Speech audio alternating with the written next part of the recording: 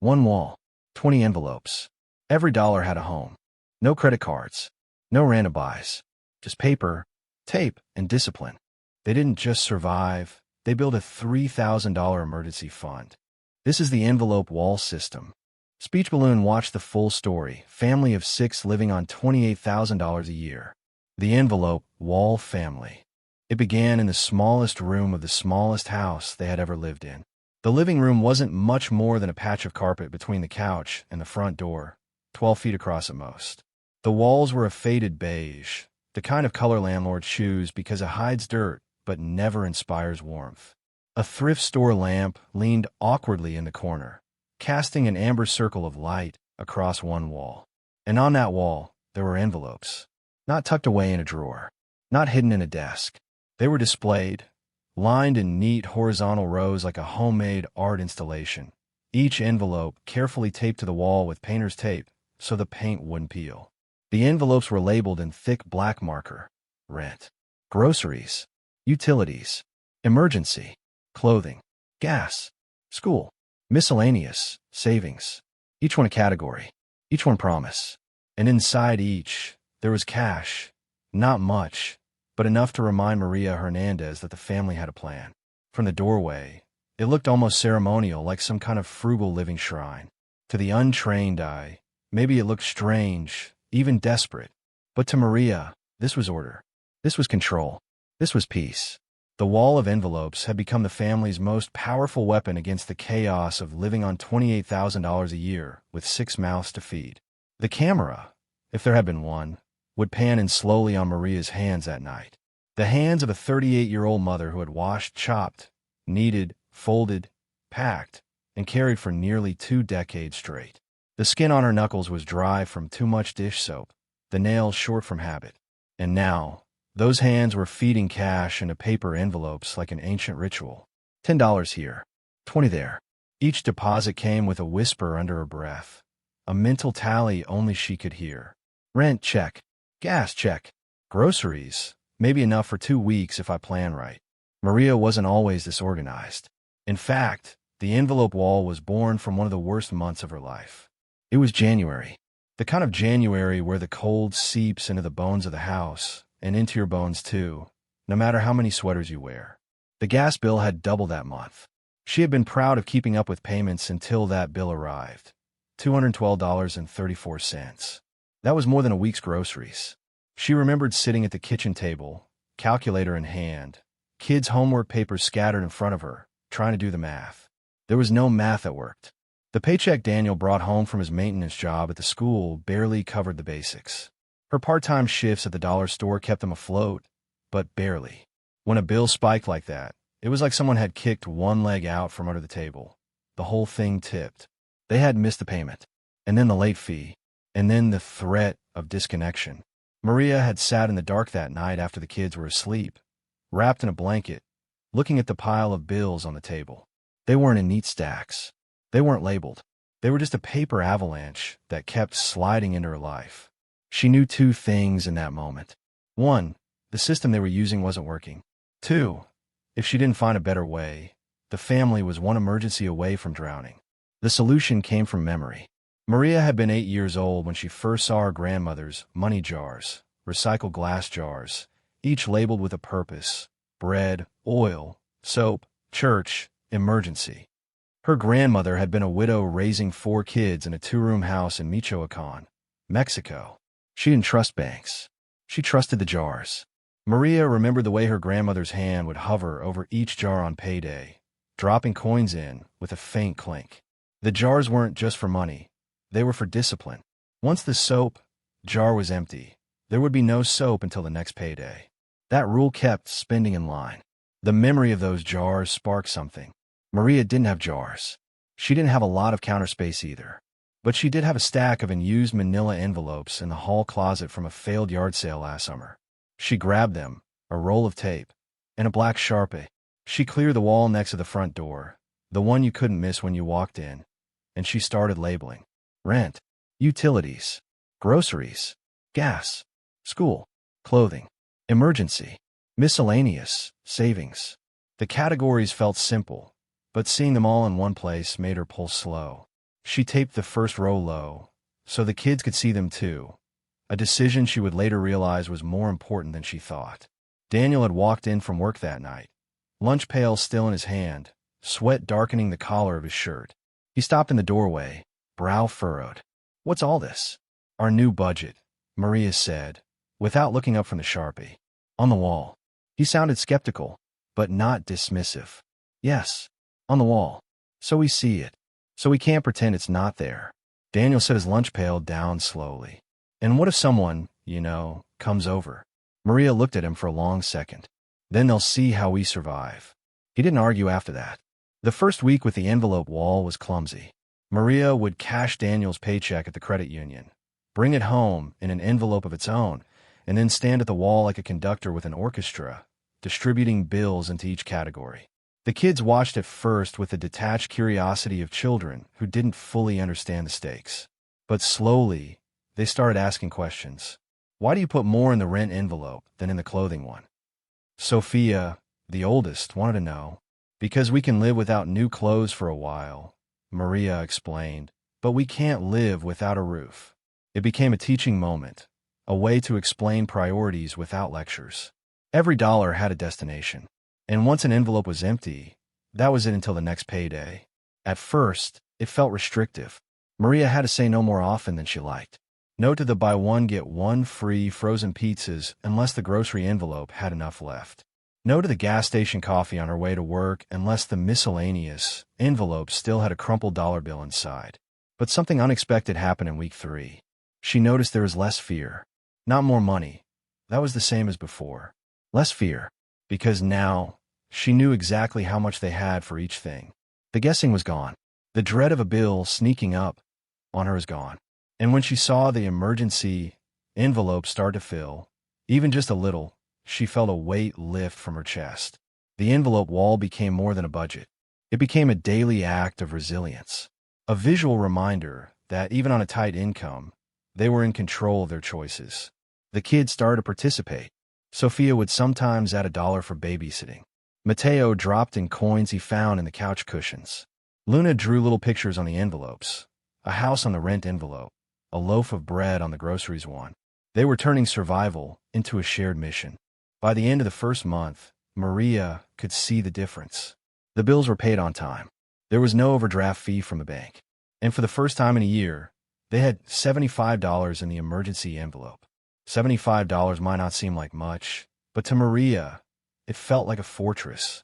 She stood in the doorway one night, looking at the wall and the glow of the thrift store lamp, and thought, "We can do this. We just have to keep showing up for it." She didn't know then how much this wall would change their life. How it would carry them through a car breakdown, a medical bill, a job cut. How it would teach the kids discipline without shame.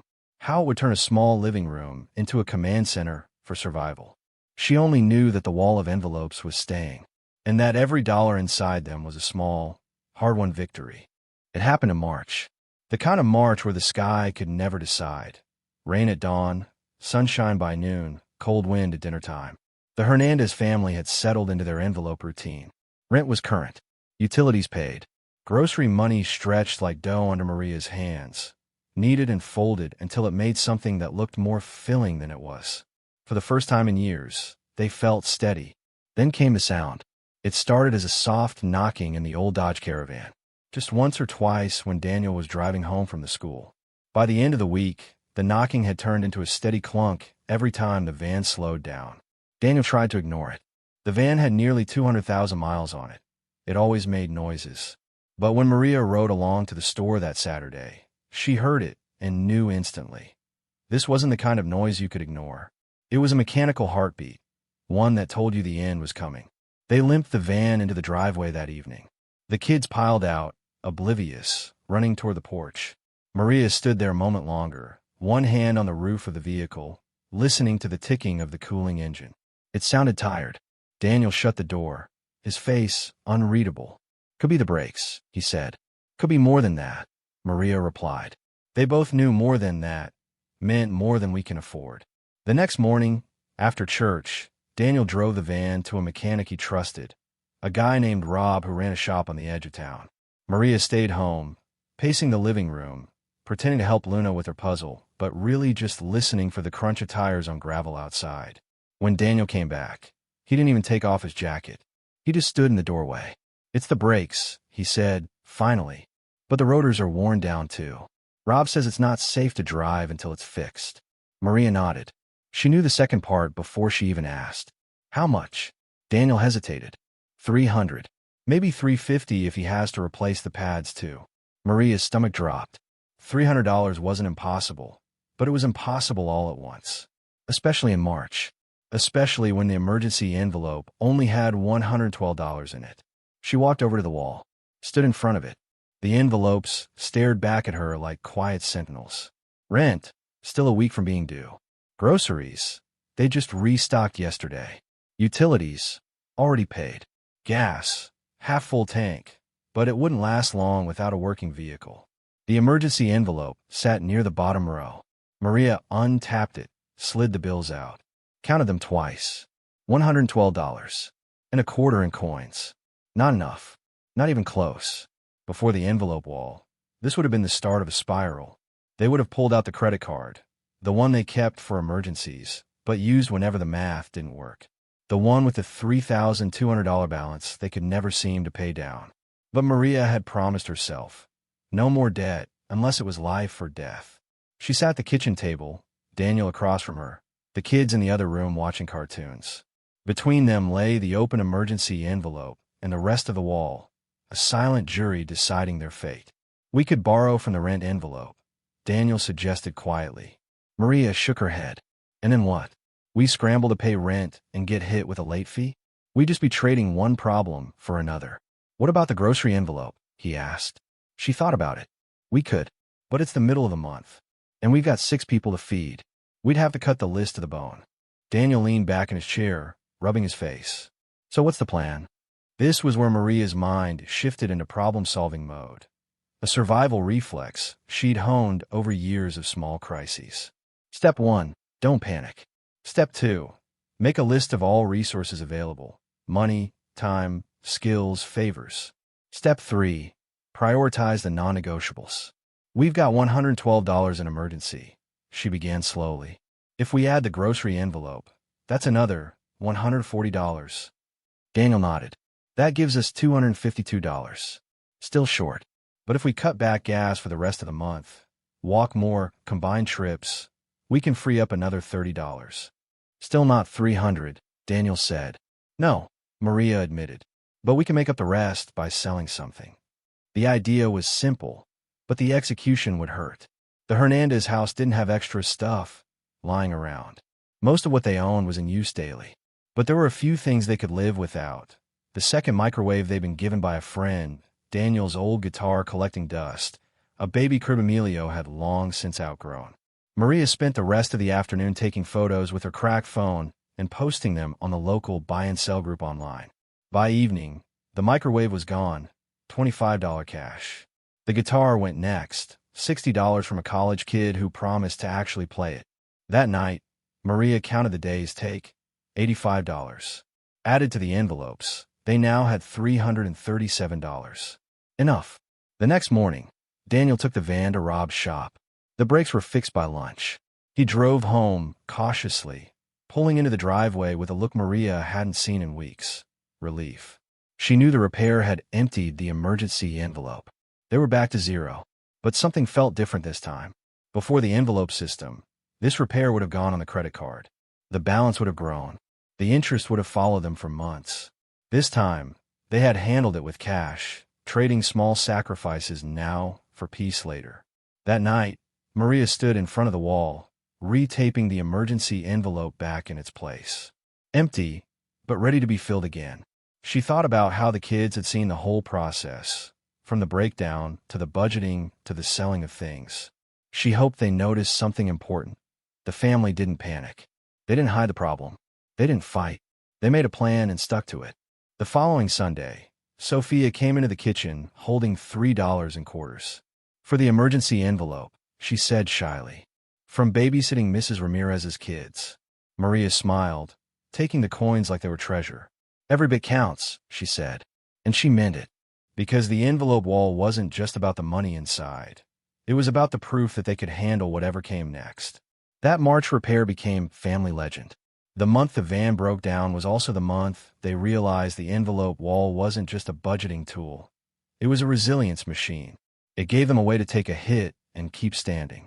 It was the month they learned that the real emergency fund wasn't just in envelopes. It was in the mindset that no matter what happened, they could adapt.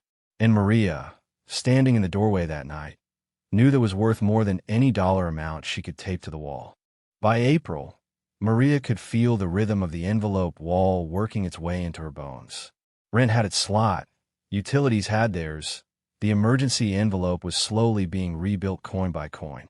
But one envelope, one deceptively ordinary, manila rectangle, still made her heart race every time she opened it. Groceries. It wasn't just the biggest weekly expense. It was the most unpredictable. Gas prices might rise slowly. The electric bill might fluctuate with the weather. But groceries? They were a living, breathing opponent. The price of milk could jump 50 cents overnight. Bread could be on sale one week and full price the next. And for a family of 6, every small change multiplied. On the first Monday of the month, Maria stood at the wall, peeling the grocery envelope free.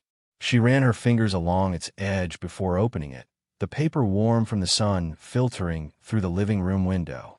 Inside, $560. That was the entire month's grocery budget. No more, no less. It had to cover every meal, every snack, every surprise request from the school for a dozen cupcakes for the fundraiser. There was no extra hidden anywhere. No credit card to float, a mid-month splurge. Maria knew the rules. Once the envelope was empty, that was it. The first step was always the same, the list. Maria sat at the kitchen table with her battered spiral notebook, the one with the bent wire and coffee stains. She flipped to a fresh page and began writing categories. Proteins, carbs, fruits/veggies, dairy, pantry staples, treats, always last, always smallest. She didn't list meals first. She listed components.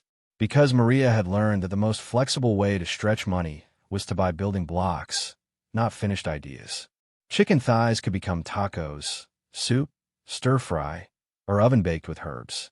Rice could fill burritos, stretch casseroles, or pair with beans for a complete protein.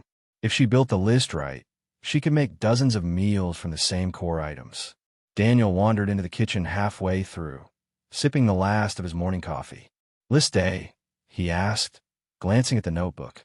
"List A," she confirmed. "I'm thinking of trying the Wednesday produce sale at the discount market.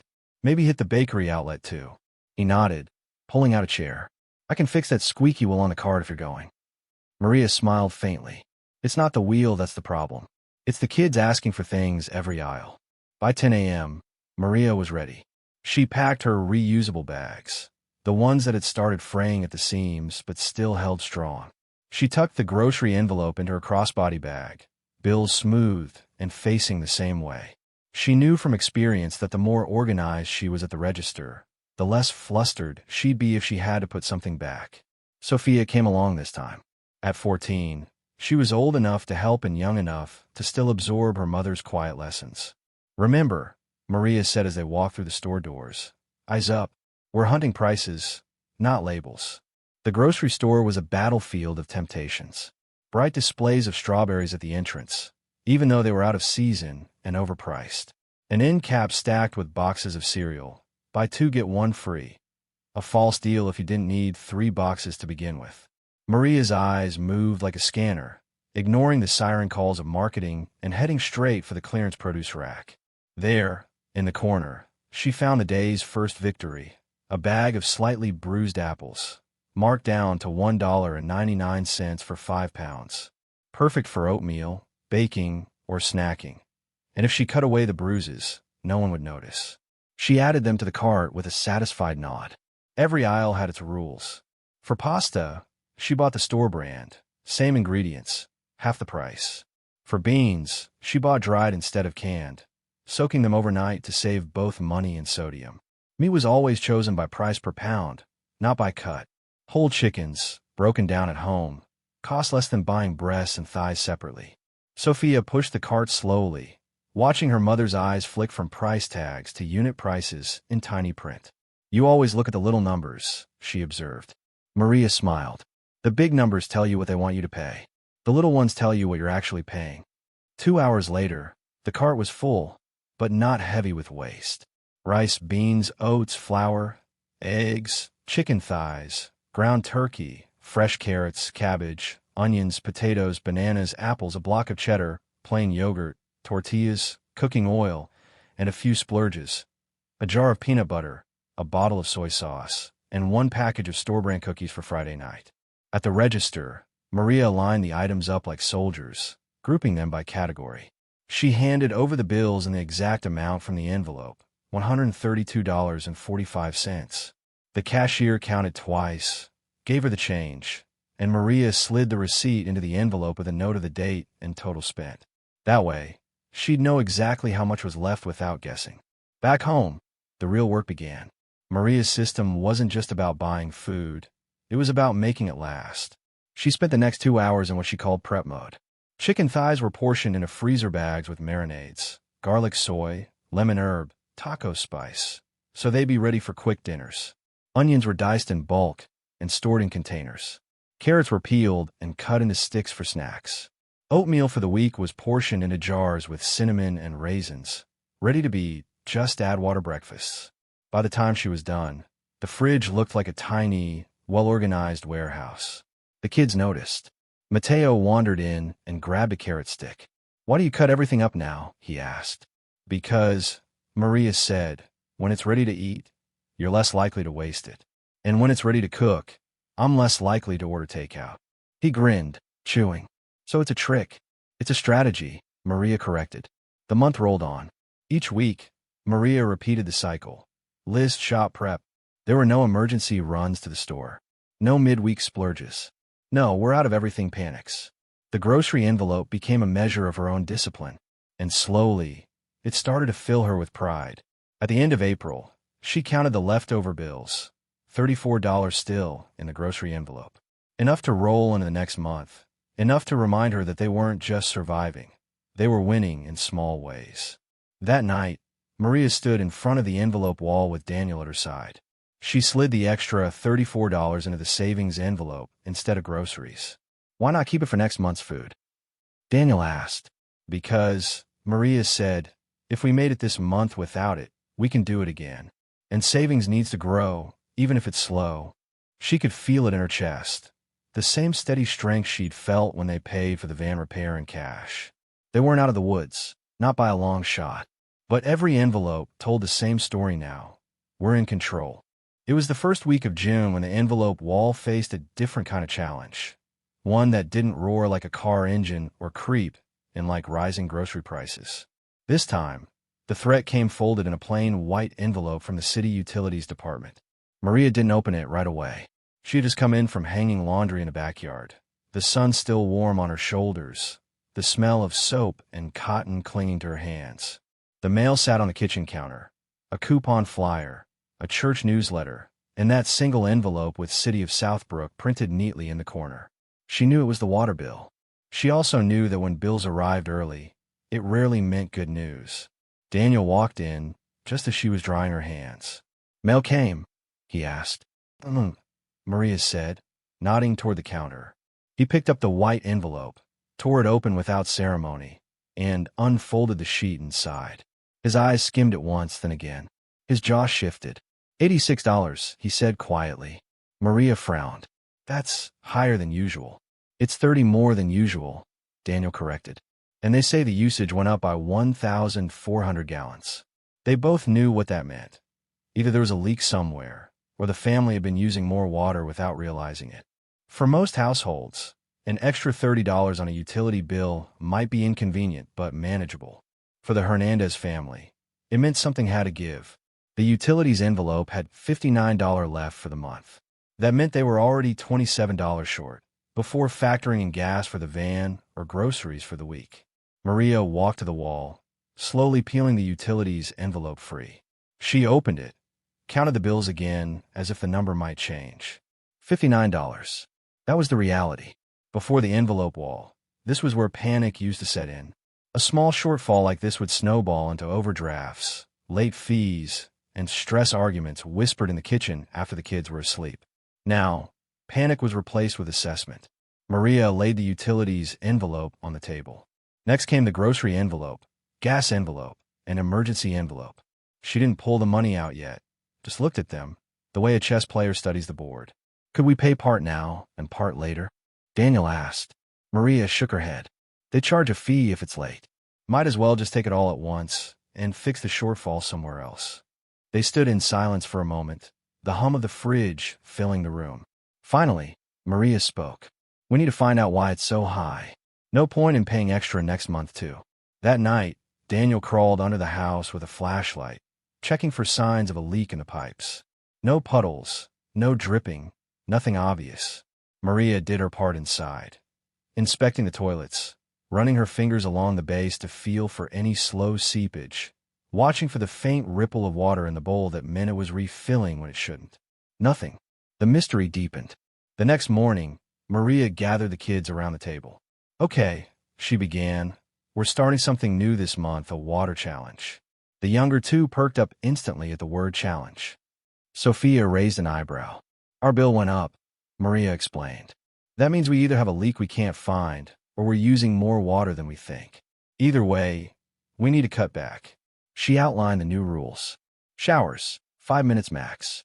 Faucets off while brushing teeth or scrubbing dishes. Only full loads in the washing machine. Reuse water when possible, like rinsing vegetables over a bowl and using that water for the garden. It wasn't glamorous, but it gave everyone a role in the fix. The changes began immediately. That evening, Mateo came running in from a yard, holding a plastic bucket. Shower water, he announced proudly. He had set the bucket in the tub while rinsing off after soccer practice, then carried the collected water outside to pour over the dusty flower beds. Maria smiled, even though her back ached from work. That's the idea, she said. Still, the bill had to be paid now. Maria opened the grocery envelope. They had $198 left for the month. If she took $27 from it to cover the utilities gap, that would leave $171. Not ideal, but workable if she tightened the meal plan. She pulled the bills, smoothed them, and slid them into the utilities envelope. Now had $86, exactly the amount they owed. The bill was paid in cash at the utility office the next morning, receipt neatly folded into the envelope for record keeping. It would have been easy to stop there, but Maria's mind was always on prevention. If they didn't fix the root cause, next month could be just as bad. She began researching water-saving habits late at night, after the kids were asleep.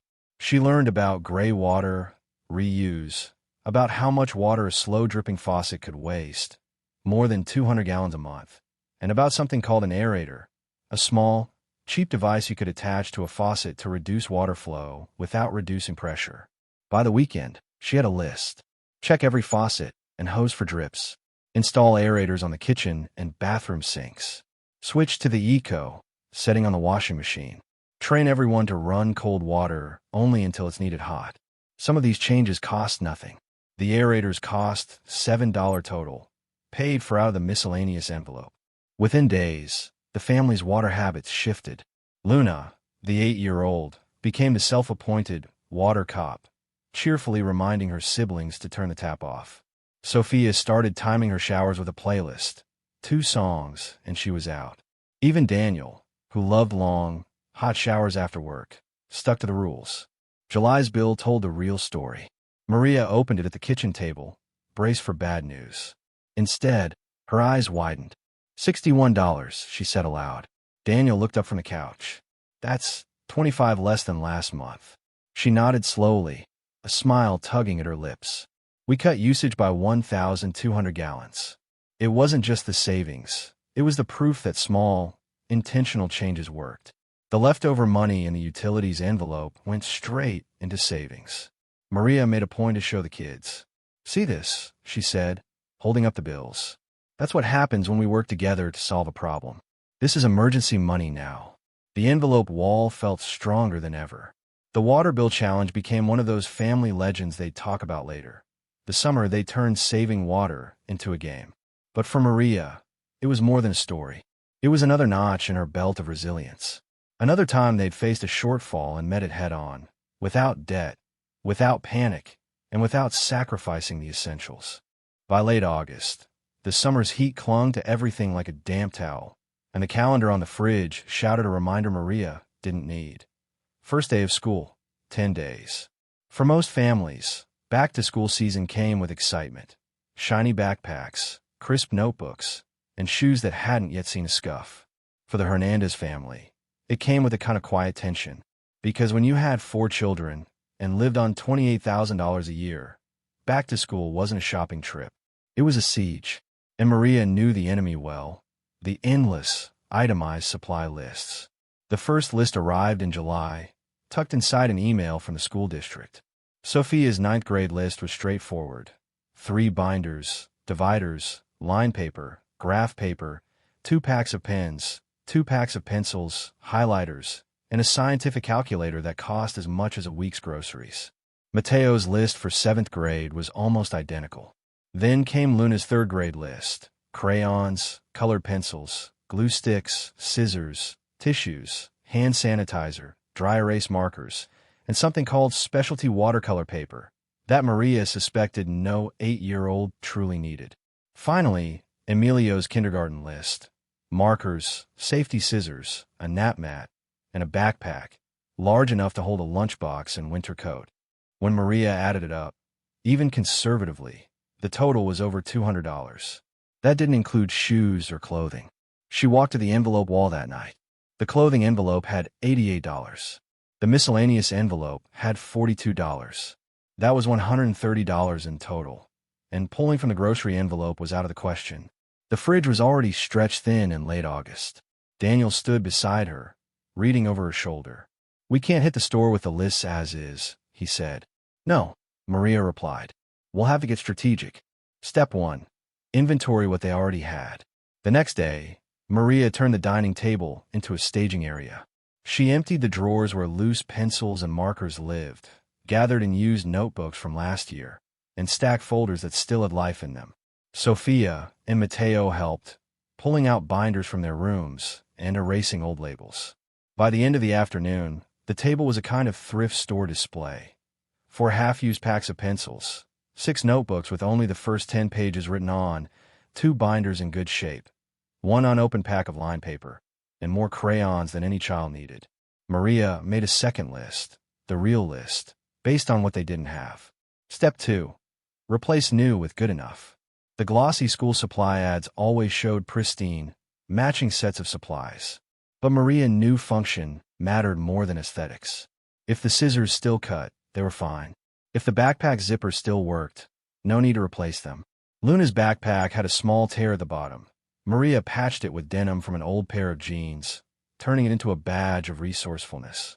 When she asked Emilio what kind of lunchbox he wanted, he pointed at Mateo's old one from 3rd grade. Maria washed it thoroughly, and Emilio beamed as if it were brand new. Step 3. Hunt like a hawk.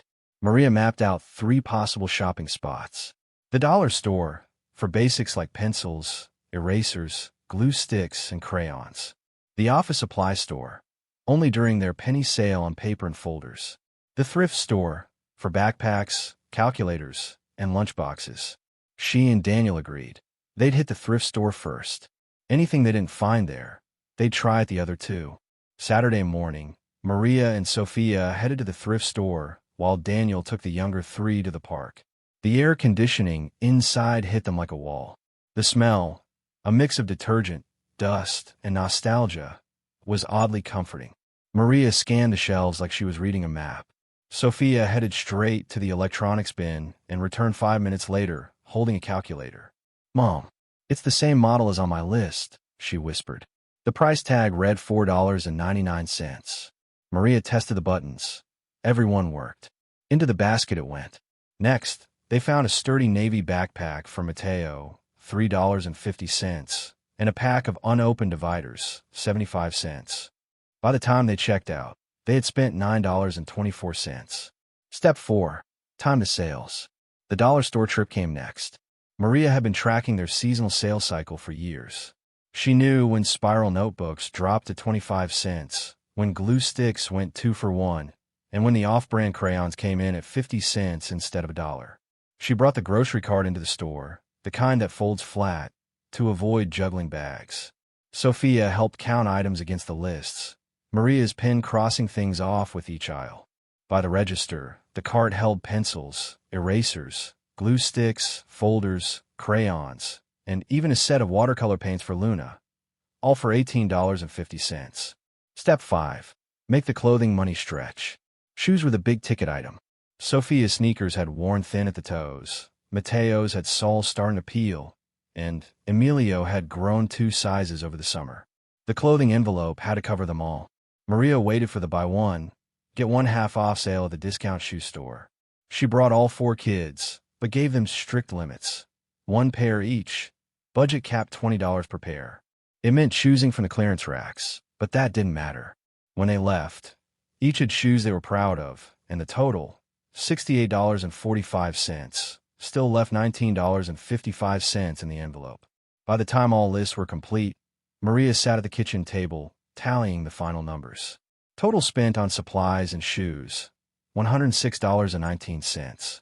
Total left from the combined envelopes, $23.81. That went straight into the savings envelope. It wasn't just the savings that made her proud. It was the fact that they had met a predictable yearly challenge without panic, debt, or overspending. The kids had what they needed. No one would feel left out on the first day of school. The night before school started, Maria lined up the backpacks by the door, each one packed neatly with supplies, lunchbox on top. She glanced at the patched denim on Luna's bag, the thrifted calculator in Sophia's, the clearance sneakers ready for the morning. They were small victories. But in a house where every dollar had a destination, they were also proof that planning, patience, and the envelope wall could take on even the most expensive months. The first frost of December had just settled over Southbrook when the furnace gave its last rattling sigh. Maria heard it before she felt it, that hollow clunk somewhere deep in the basement, followed by silence. At first, she told herself it was nothing, just the usual groaning of an old machine starting a new season's work. But when she checked the thermostat an hour later, the numbers told the truth.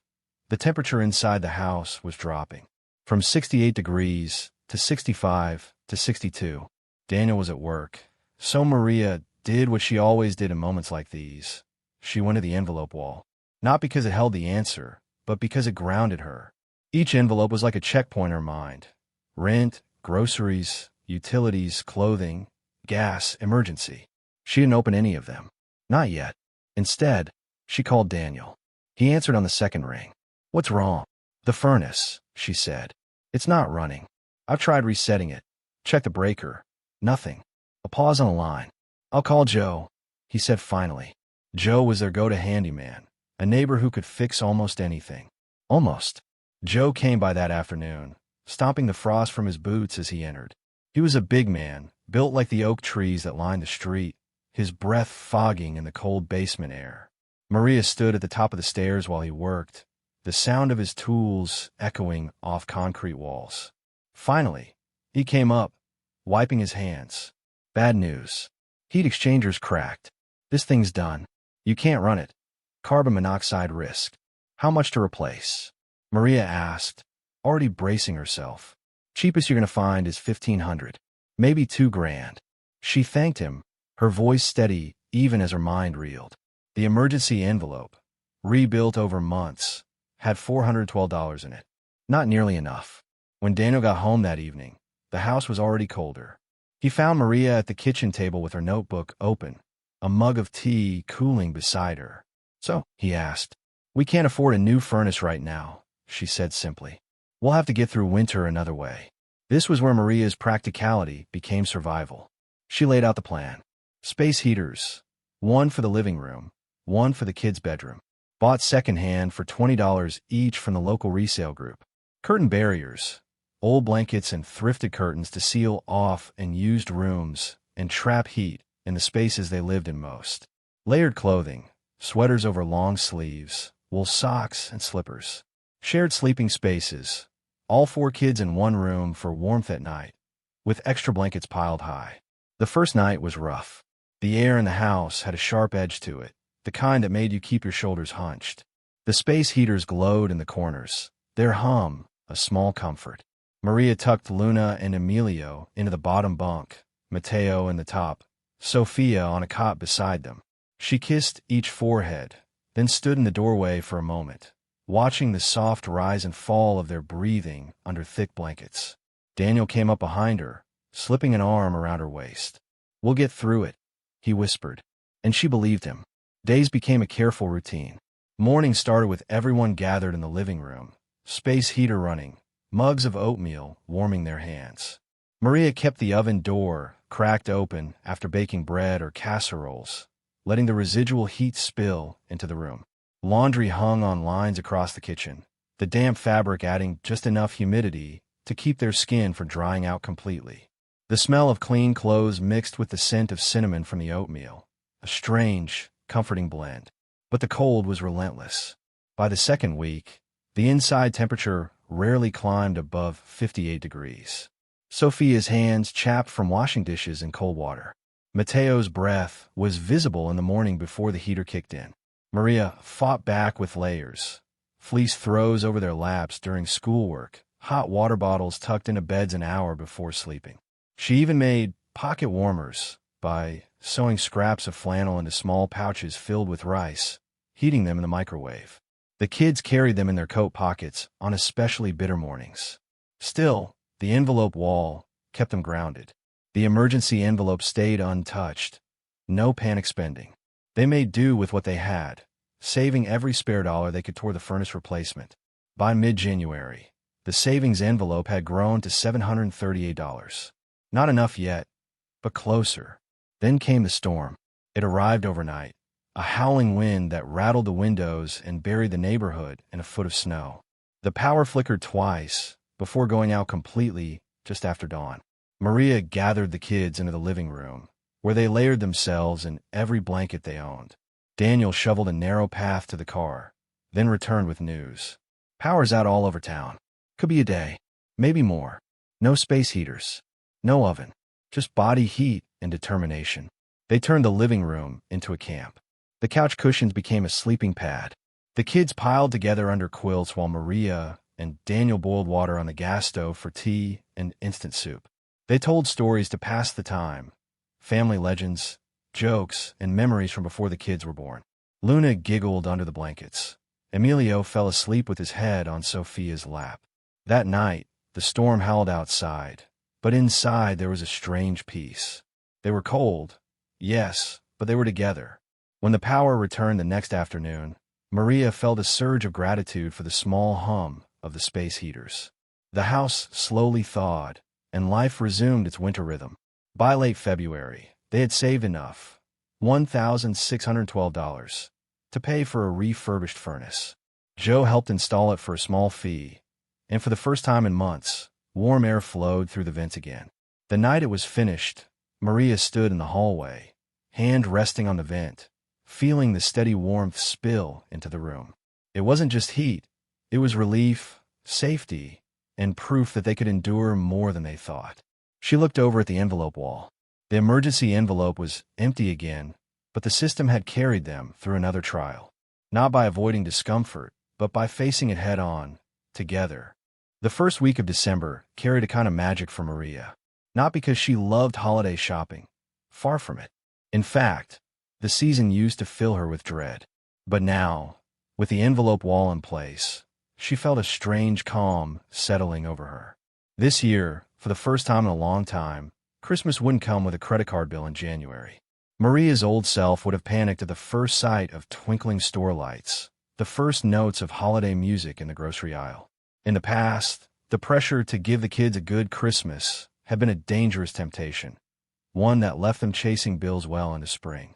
But 2 years into the envelope wall system, the holidays were no longer a financial ambush. They were a test she knew how to prepare for. Back in January, she had created a small envelope marked Christmas.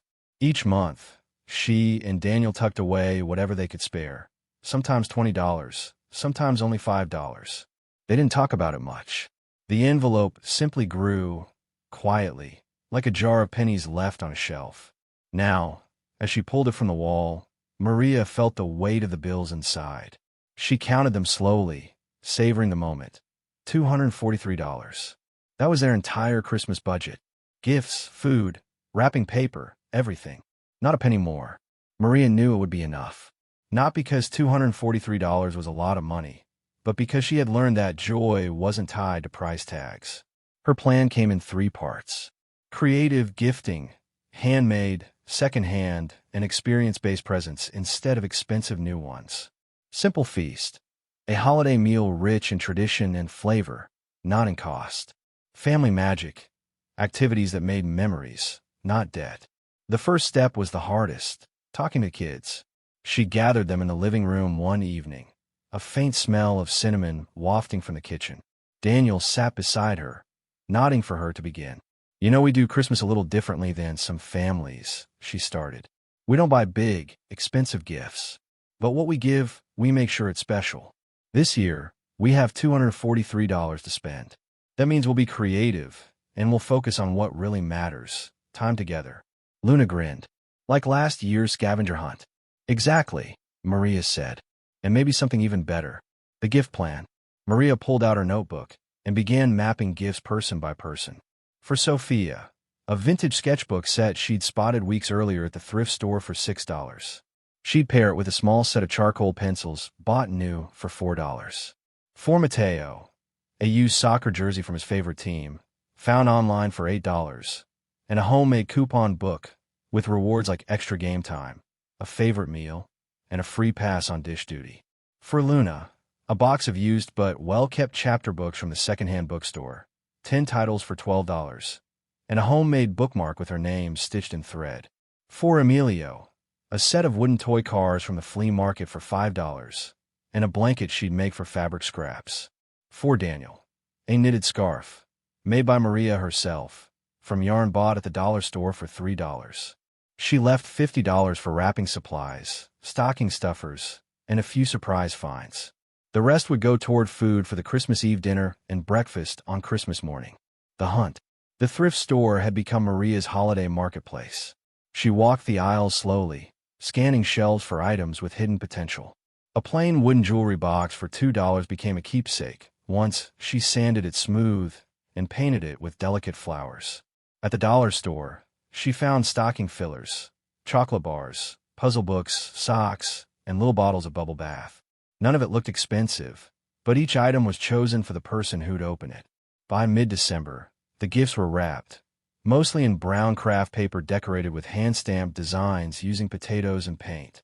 The kids would think it was rustic charm. Maria thought it was saving $8 on printed wrapping paper. The feast plan. The holiday meal was where Maria's resourcefulness truly shone. Instead of an expensive ham or roast, she planned a hearty chicken stew, rich with root vegetables, thick dumplings, and herbs. The total cost of the main meal would be under $15. She'd bake bread from scratch, make a pie from discounted apples, and serve hot cocoa topped with whipped cream. Christmas breakfast would be homemade cinnamon rolls, a tradition that cost less than $4 to make. The magic. Maria believed Christmas magic wasn't bought. It was made. She and Daniel planned a Christmas Eve scavenger hunt, hiding small clues around the house that led the kids to their stockings.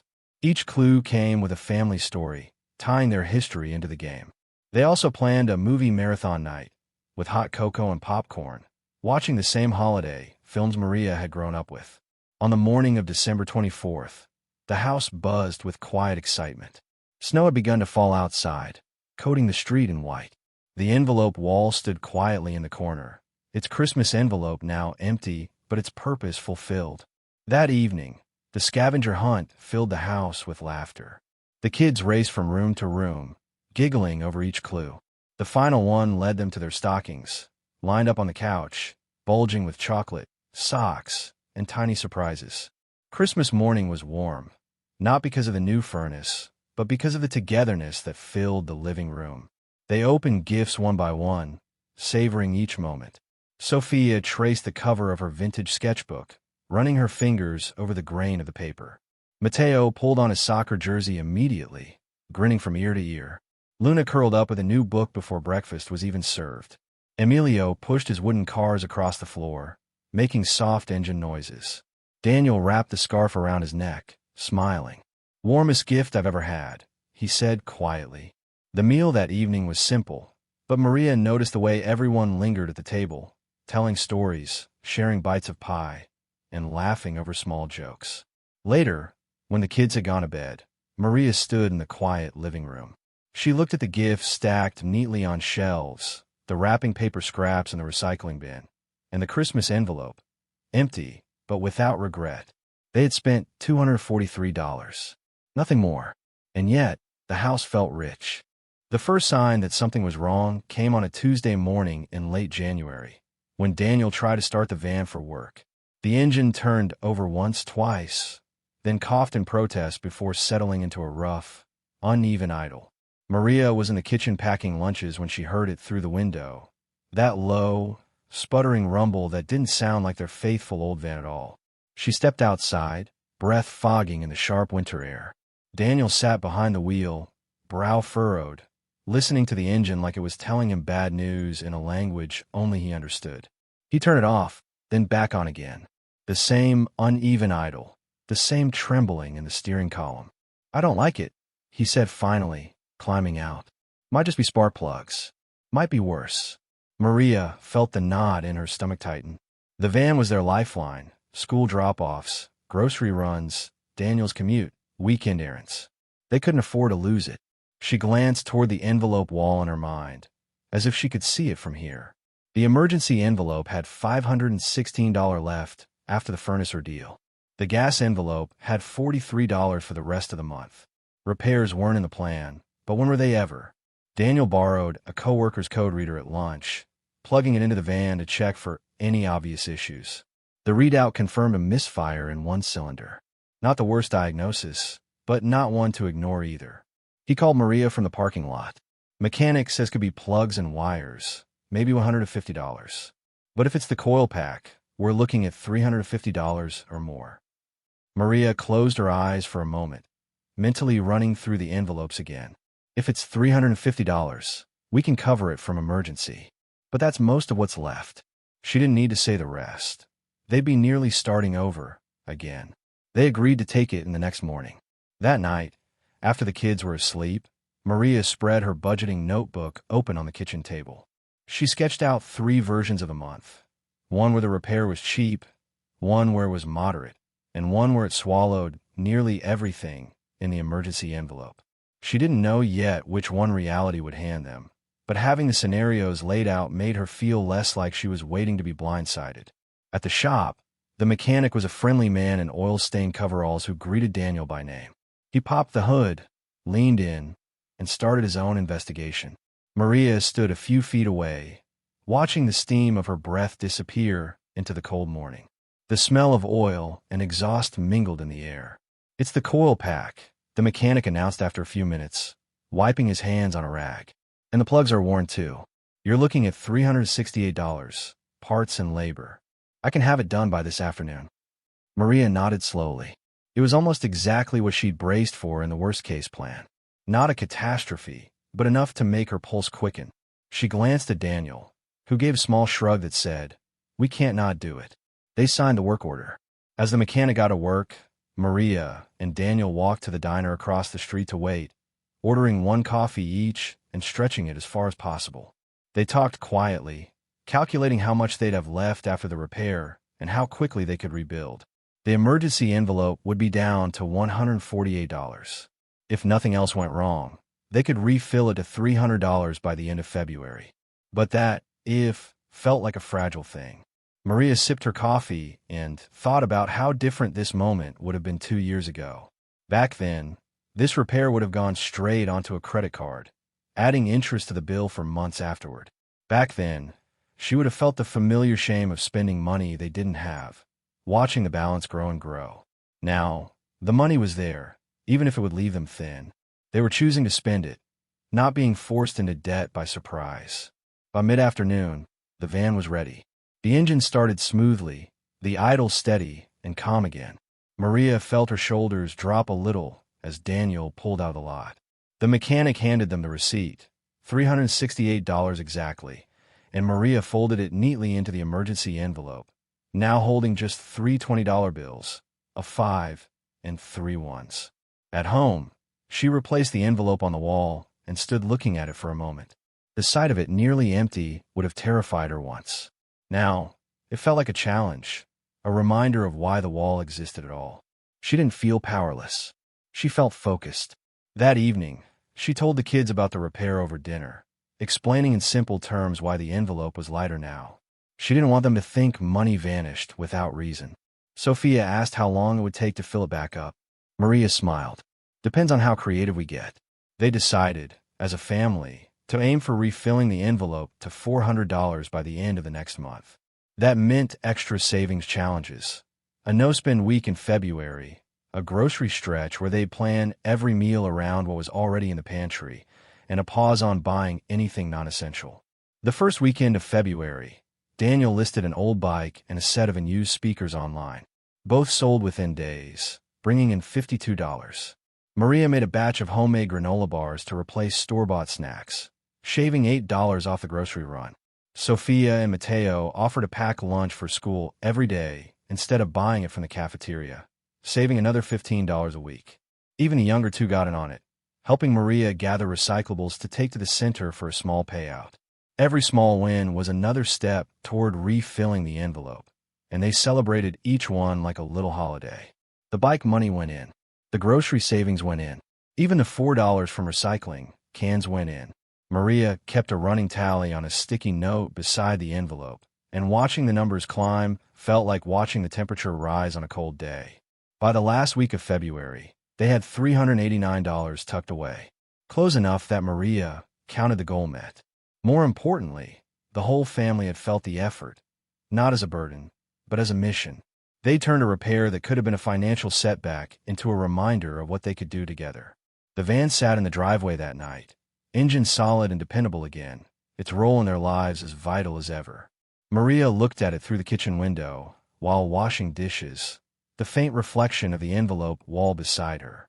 She thought about how easy it would be for outsiders to see their life as constant struggle. But to her, it looked more like constant proof. Proof that they could face an unexpected hit, take the blow, and still keep moving forward. No debt, no despair, just steady steps back to stability. The first clue that something was shifting came in the produce aisle. Maria had gone to the store for her usual Wednesday grocery run, the grocery envelope in her purse holding $182 for the next 2 weeks. It was the same amount she'd worked with for months, enough to keep the family fed if she planned every meal carefully and avoided impulse buys. She stopped in front of the apples, her go-to fruit for lunchboxes and snacks. A small, laminated sign hung from a bin. Price, $2.99 per pound. Maria froze. Just 2 weeks ago, they'd been $1.79. She picked up a single apple, turning it in her hand. It wasn't bigger, shinier, or special in any way. Just an apple, now costing nearly twice what it had before. She moved on to the eggs. The jump there was worse. A dozen large eggs, which had been $1.89 for as long as she could remember, now read $3.29. By the time she reached the bread aisle, Maria was no longer just shopping. She was tallying in her head, watching her mental total climb faster than she could subtract. The prices were like little stealth thieves, each one taking a few extra coins from her without asking permission. She made it to the register with a tight jaw and a lighter cart than usual. Even after swapping name brands for store brands and cutting out a few snack items, the total still came to $104. That was more than she'd spent on a full 2 weeks of groceries not long ago, and this haul would barely stretch 10 days. At home, she unpacked the bags onto the kitchen table, her mind already turning. She pulled the grocery envelope from her purse and counted the bills left. $78. That had to feed 6 people for the next week and a half, and if prices kept climbing, it would be even harder next month. Daniel came in from the garage, wiping his hands on a rag. "Rough trip?" he asked. Maria nodded. "Prices are up everywhere. Eggs, milk, fruit. Even rice went up 50 cents. He frowned. "We'll have to get creative." Maria didn't argue. She'd already been running through options since the bread aisle. That night, after the kids were asleep, she spread her meal planning notebook across the table. She flipped back to old weeks, scanning for patterns. She'd been using the same basic rotation for months: spaghetti one night, chicken stew another, breakfast for dinner once a week, bean chili on Sundays. But the ingredients for some of those meals had doubled in cost since she'd first planned them. She pulled a scrap of paper toward her and wrote 3 words at the top: New Survival Menu. Her rules were simple. Every meal had to be cheap, filling, and nutritious enough to keep the kids satisfied through school and Daniel fueled for long days at work. She listed the lowest cost staples she could rely on: dried beans, lentils, oats, rice, pasta, frozen vegetables, canned tomatoes, and flour. Then she added a second list: food she'd have to watch for sales before buying, like cheese, chicken, ground turkey, and fresh produce. By midnight, she had 10 dinner recipes sketched out, each one costing no more than $6 for the whole family. Lentil curry with rice, pasta with garlic, oil, and a sprinkle of Parmesan. Vegetable stir-fry over noodles. Bean and vegetable soup with homemade bread.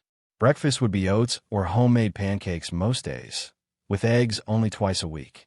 Lunches would center on peanut butter sandwiches, leftover dinners, or homemade soups and thermoses. The next step was finding where to buy it all for less.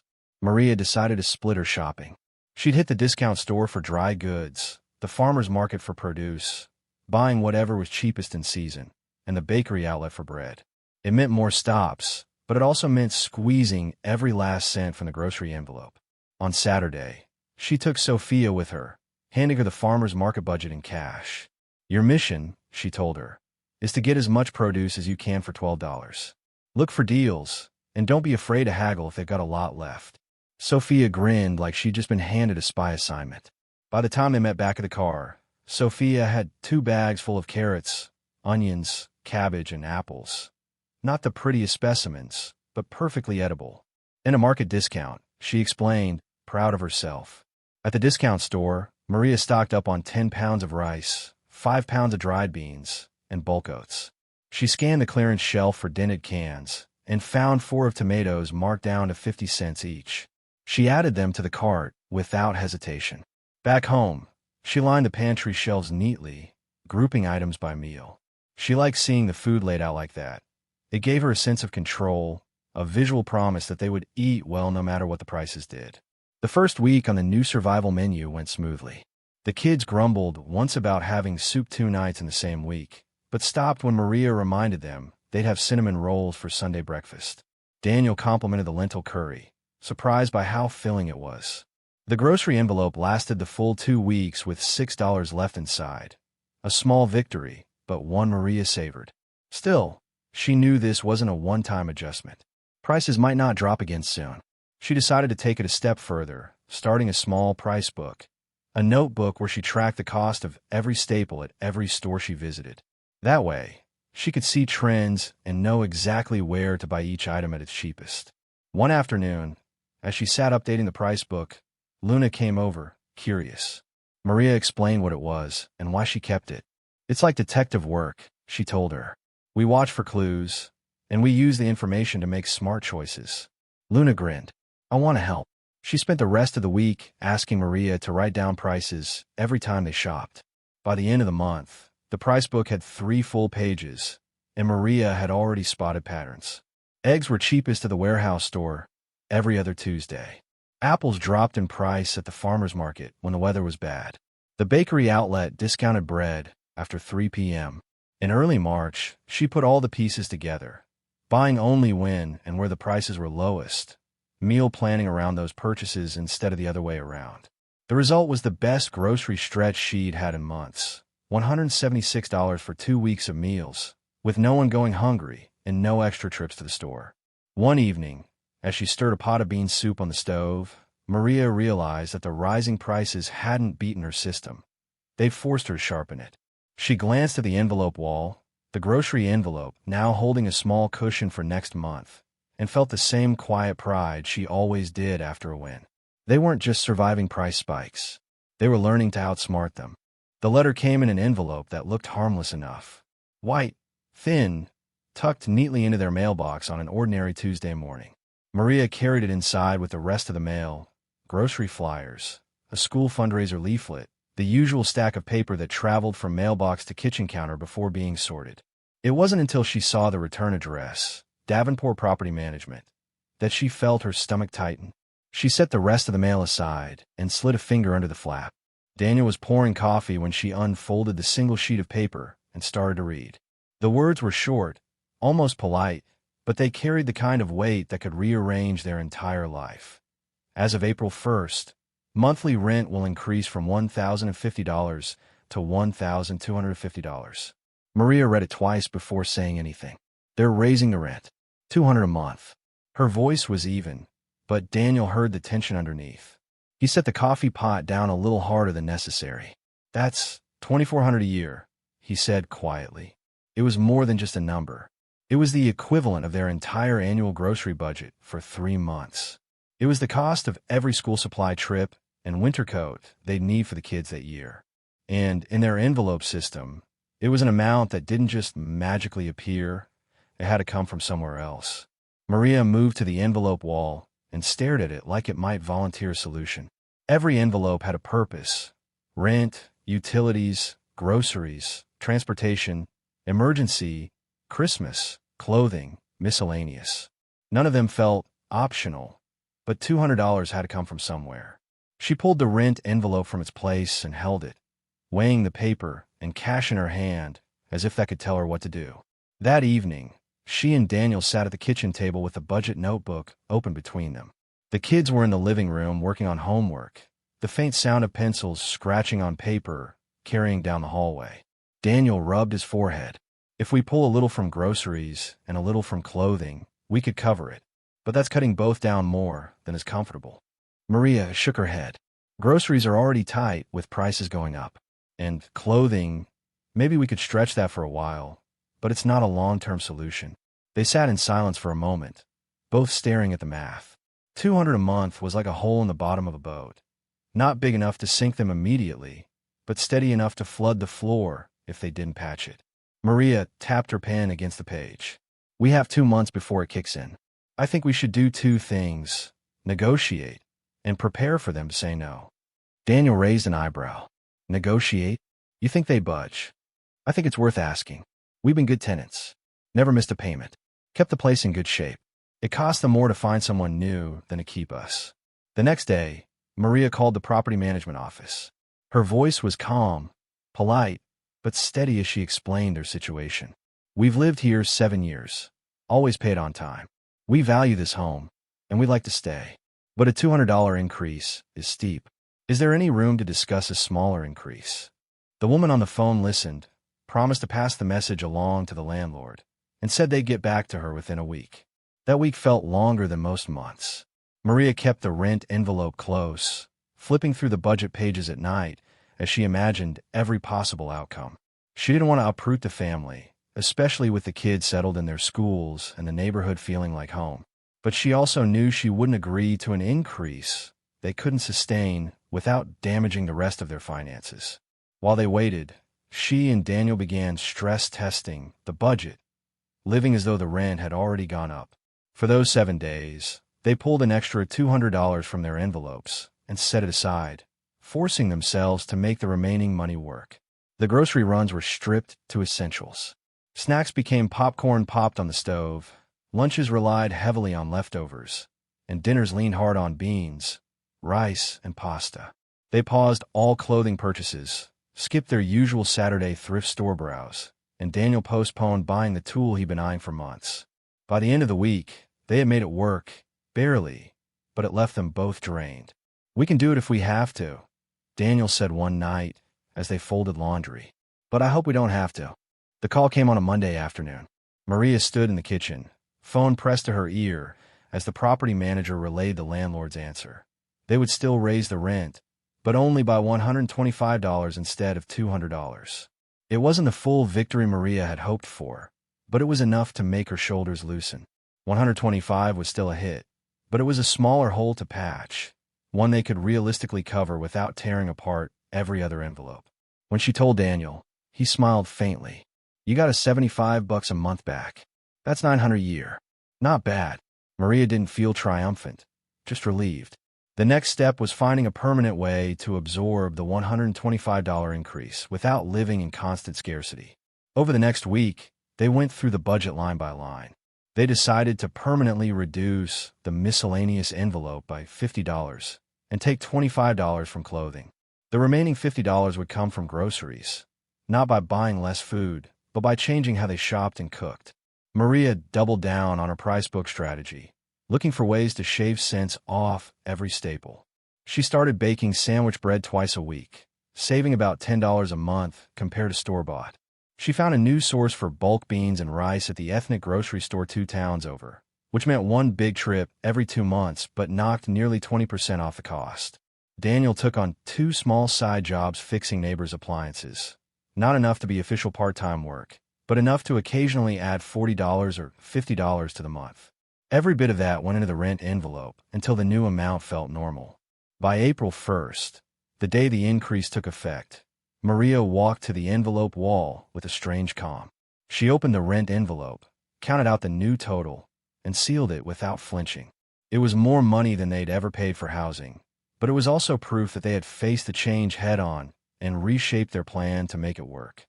That evening, as the family ate dinner, Maria looked around the table. The rent increase had threatened to push them into survival mode again, but instead it had pushed them into problem-solving mode. The difference between the two was everything. She didn't know what the next letter from Davenport Property Management might hold, but she knew this. If it came, they'd read it together, plan together, and adapt together. Because no envelope on the wall was just paper and cash. It was a promise. A promise they kept, month after month, no matter what numbers got printed on someone else's letterhead. It was a Tuesday afternoon in late February when the call came from the school nurse. Maria was in the middle of kneading bread dough, the warm smell of yeast filling the kitchen, when the phone rang. "Mrs. Hernandez, it's nothing urgent," the nurse began, and Maria felt a wave of relief before the woman continued. But Emilio took a hard fall during recess. He landed on his arm, and it's swollen. "I think it should be checked out." Within minutes, Maria was in the van, pulling into the school parking lot. Emilio's small frame looked even smaller sitting on the bench in the nurse's office, his big brown eyes watery, and his left arm cradled gently against his chest. "It's not broken," he insisted, his voice brave but thin. Maria smiled at him, though her heart ached. "Let's let the doctor decide." At urgent care, the x-rays confirmed what Maria had half expected, a hairline fracture near the wrist. Nothing severe, but it would need a cast for a few weeks. Emilio was more fascinated than frightened, choosing a bright green cast and holding it up like a trophy by the time they left. The paperwork came with a quiet sting, $287 after insurance. Maria knew the number would sit on the kitchen table soon enough, printed in black ink on an official-looking bill. That night, after tucking Emilio into bed, she sat across from Daniel at the table. The bill was there between them, already arrived by email. "We could pay it from the emergency envelope," Daniel suggested. His tone was neutral, but Maria heard the caution in it. "We could," she agreed, "but that envelope took us a year to fill. I'd rather try something else first." Daniel nodded slowly. "You're thinking negotiation?" "Yes, and maybe splitting the payment." The next morning, Maria called the billing office. She'd done her homework the night before, reading about how to ask for a reduced rate or a payment plan. When a representative answered, Maria's voice was steady. "I'd like to see if there's any way to reduce this bill," she began. "We're self-paying after insurance, and we can't afford to cover the whole amount at once." The woman on the other end asked a few questions, put Maria on hold, and returned with an offer, a 15% discount if they paid in full within 30 days, or the option to split it into 3 monthly payments with no added interest. Maria did the math on a scrap of paper. With the discount, the bill would drop to $243.95, still high, but more manageable. The trick was finding that amount without touching the emergency envelope. Over the next week, Maria went into challenge mode. She pulled $50 from the miscellaneous envelope, skipped the weekly bakery outlet run, and stretched every meal to make the grocery money last longer. Daniel sold an old ladder he no longer used for $25. Sophia babysat for a neighbor and contributed $10. Even Mateo pitched in, returning a forgotten library book that saved them a $6 fine. By the end of the month, they had scraped together exactly $244 in cash. Maria paid the bill in person, asking for a receipt as proof. Walking back to the van, she felt the kind of satisfaction that only comes from protecting something hard-won. The emergency envelope remained untouched, still holding its quiet $1,378 from a year before. The experience changed the way Maria thought about emergencies. She realized there was a difference between a problem and a crisis. A problem could be solved with creativity, resourcefulness, and persistence. A crisis, the kind that truly threatened their stability, was what the emergency envelope was for. In the weeks that followed, she began teaching the kids the same distinction. One evening, she asked them during dinner, "What's the difference between a problem and a crisis?" Mateo shrugged. "A problem is when something breaks, but you can fix it. And a crisis is," Maria prompted, "when you can't fix it without help," Sophia offered. Maria smiled. "Exactly. And when we save, we're getting ready for crises, not just problems." Spring melted into early summer. Emilio's cast came off, and life returned to its usual rhythm. But Maria kept the memory of that bill close, a reminder that they could navigate sudden expenses without dismantling their safety net. She also began quietly building a medical envelope, just $10 a month at first, but a symbolic step toward cushioning against the next unexpected clinic visit. By August, the envelope held $80. It wasn't much, but Maria treated it like a seed that would grow with time, watered by discipline and the memory of a green cast on a 5-year-old small arm. It was early April when Maria first thought seriously about the patch of bare grass in the backyard. The winter had been long and frugal, and even though they'd made it through without touching the emergency envelope, the rising cost of groceries was wearing on her. Every trip to the store left her a little more frustrated, not just at the prices, but at how little control she had over them. She was hanging laundry on the line that morning when her eyes wandered to the far corner of the yard. It was just a strip of uneven soil, dotted with weeds that always seemed to come back no matter how often Daniel pulled them. But in her mind's eye, she saw something different. Rows of green, leaves trembling in the breeze, vegetables growing under the same sun that warmed her hands. That night, after the kids were in bed, Maria mentioned it to Daniel. "What if we turned that corner into a garden? Just a small one. Enough to grow tomatoes, peppers, lettuce, things we use all the time." Daniel leaned back in his chair, considering. "We've never gardened before." "No," Maria admitted, "but we could learn. And even if we just grow a little, it's something we don't have to buy." He nodded slowly. "All right, but we keep the budget tight. No fancy tools, no spending more than we'd save." That became the rule. The garden had to be self-funding. If it didn't produce enough to justify the cost, they wouldn't do it again next year. The first step was prepping the soil. Maria spent a Saturday morning out there with a borrowed shovel, turning the earth, pulling weeds, and breaking up clumps. Sophia and Mateo helped, their sneakers coated in dirt by noon.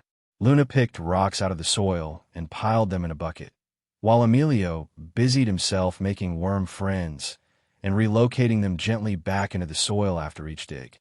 Maria laughed when she saw him crouched over a wriggling earthworm. "They're your co-workers now," she told him.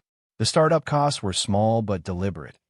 $18 for a set of hand tools from the thrift store, $12 for seed packets, tomatoes, bell peppers, lettuce, carrots, and green beans, and $15 for compost from the local garden center.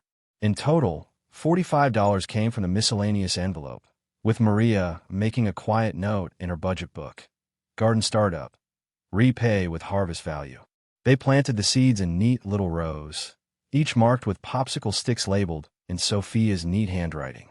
Maria felt a small thrill when she watered the soil that first evening, as if she had already begun reclaiming a little power from the grocery store's fluorescent aisles. The first 2 weeks were an exercise in patience. Every morning before breakfast, Maria went out to check for signs of life. Tiny green shoots began to push through the soil by the end of April, fragile but determined.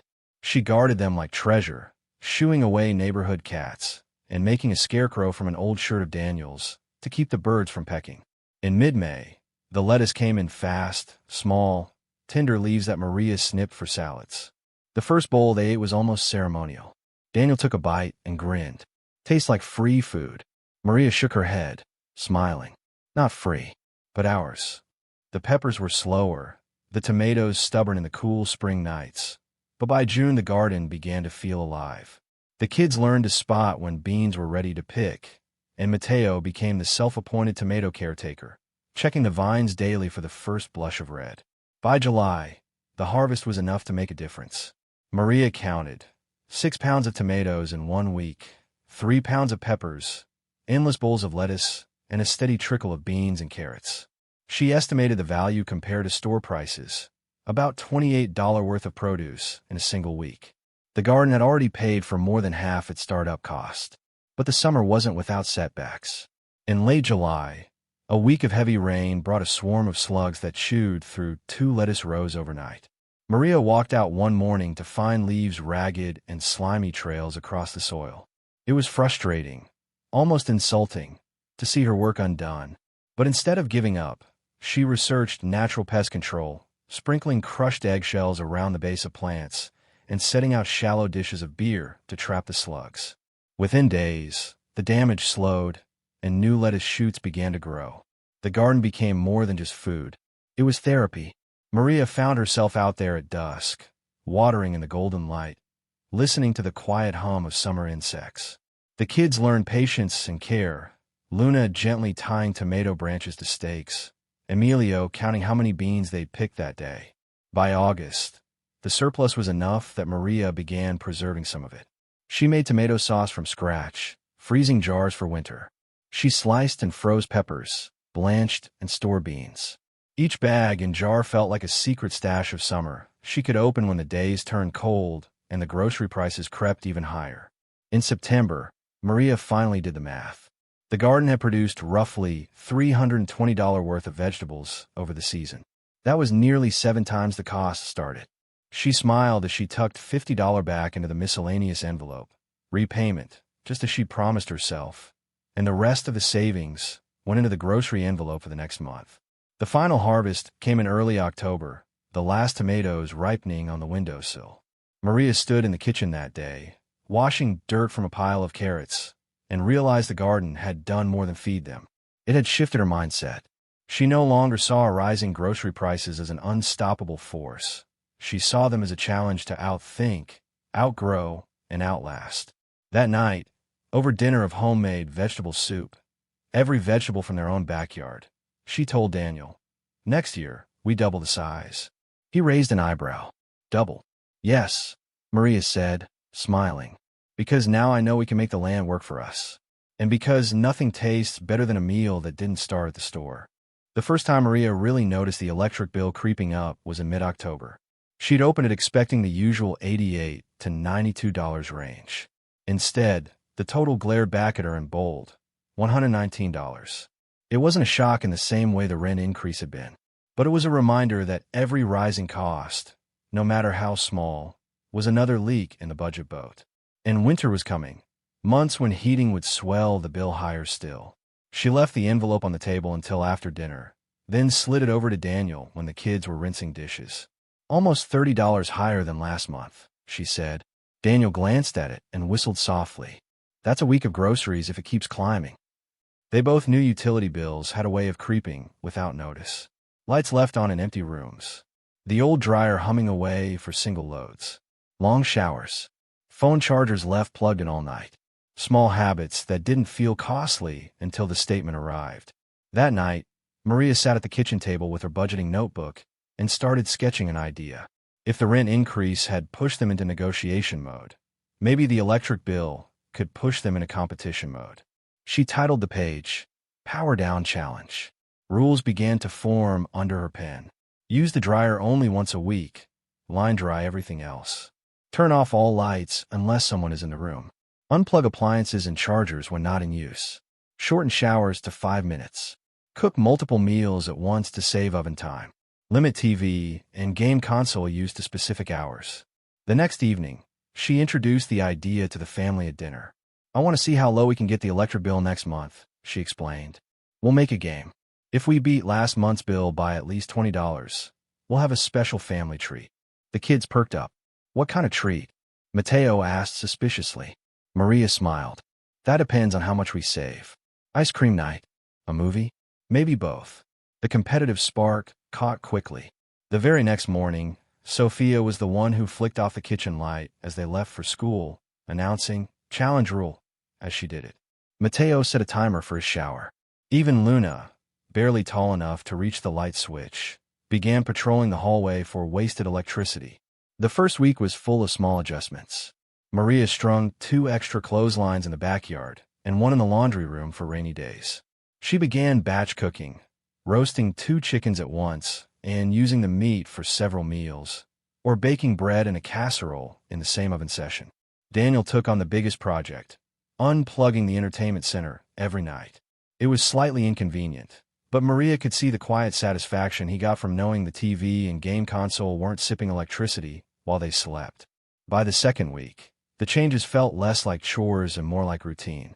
The kids learned to do homework earlier, before sunset, so they could use natural light. Daniel replaced 2 burned-out bulbs with lower wattage LEDs. Maria started using the slow cooker more, both for convenience and efficiency. The real test came in the 3rd week, when cold weather rolled in and everyone reached instinctively for the thermostat. Maria hesitated. Turning the heat higher would undo much of their progress. Instead, she pulled extra blankets from the closet, set out slippers for everyone, and declared cozy night rules: warm drinks, fleece throws, and board games in the living room. Nobody complained. In fact, the evening turned into one of those rare, memory-making nights. Laughter echoing over a fierce round of Uno, the smell of hot chocolate thick in the air. When the bill finally arrived in mid-November, Maria gathered the family in the kitchen before opening it. She held the envelope like a sealed game result, the tension almost theatrical. The number stared back at her: $92.13. They'd cut $27 from the previous month's total. Cheers erupted. The kids immediately began negotiating for both ice cream night and a movie. Maria laughed and agreed. They'd earned it. But more than that, they'd proven to themselves that their habits had power over their costs. The next month, they decided to push the challenge further by tackling the water bill as well. Daniel installed low-flow shower heads from a $10 clearance bin at the hardware store. Maria set a kitchen timer for dishwashing. The kids were given toothbrushing patrol duties, water off unless you're rinsing. The savings weren't huge, $12 that month, but they were enough to cover the cost of the shower heads in one cycle. Maria realized that the real value wasn't just the money saved. It was the mindset. The envelope wall wasn't just for tracking cash anymore. It was a symbol of control over resources.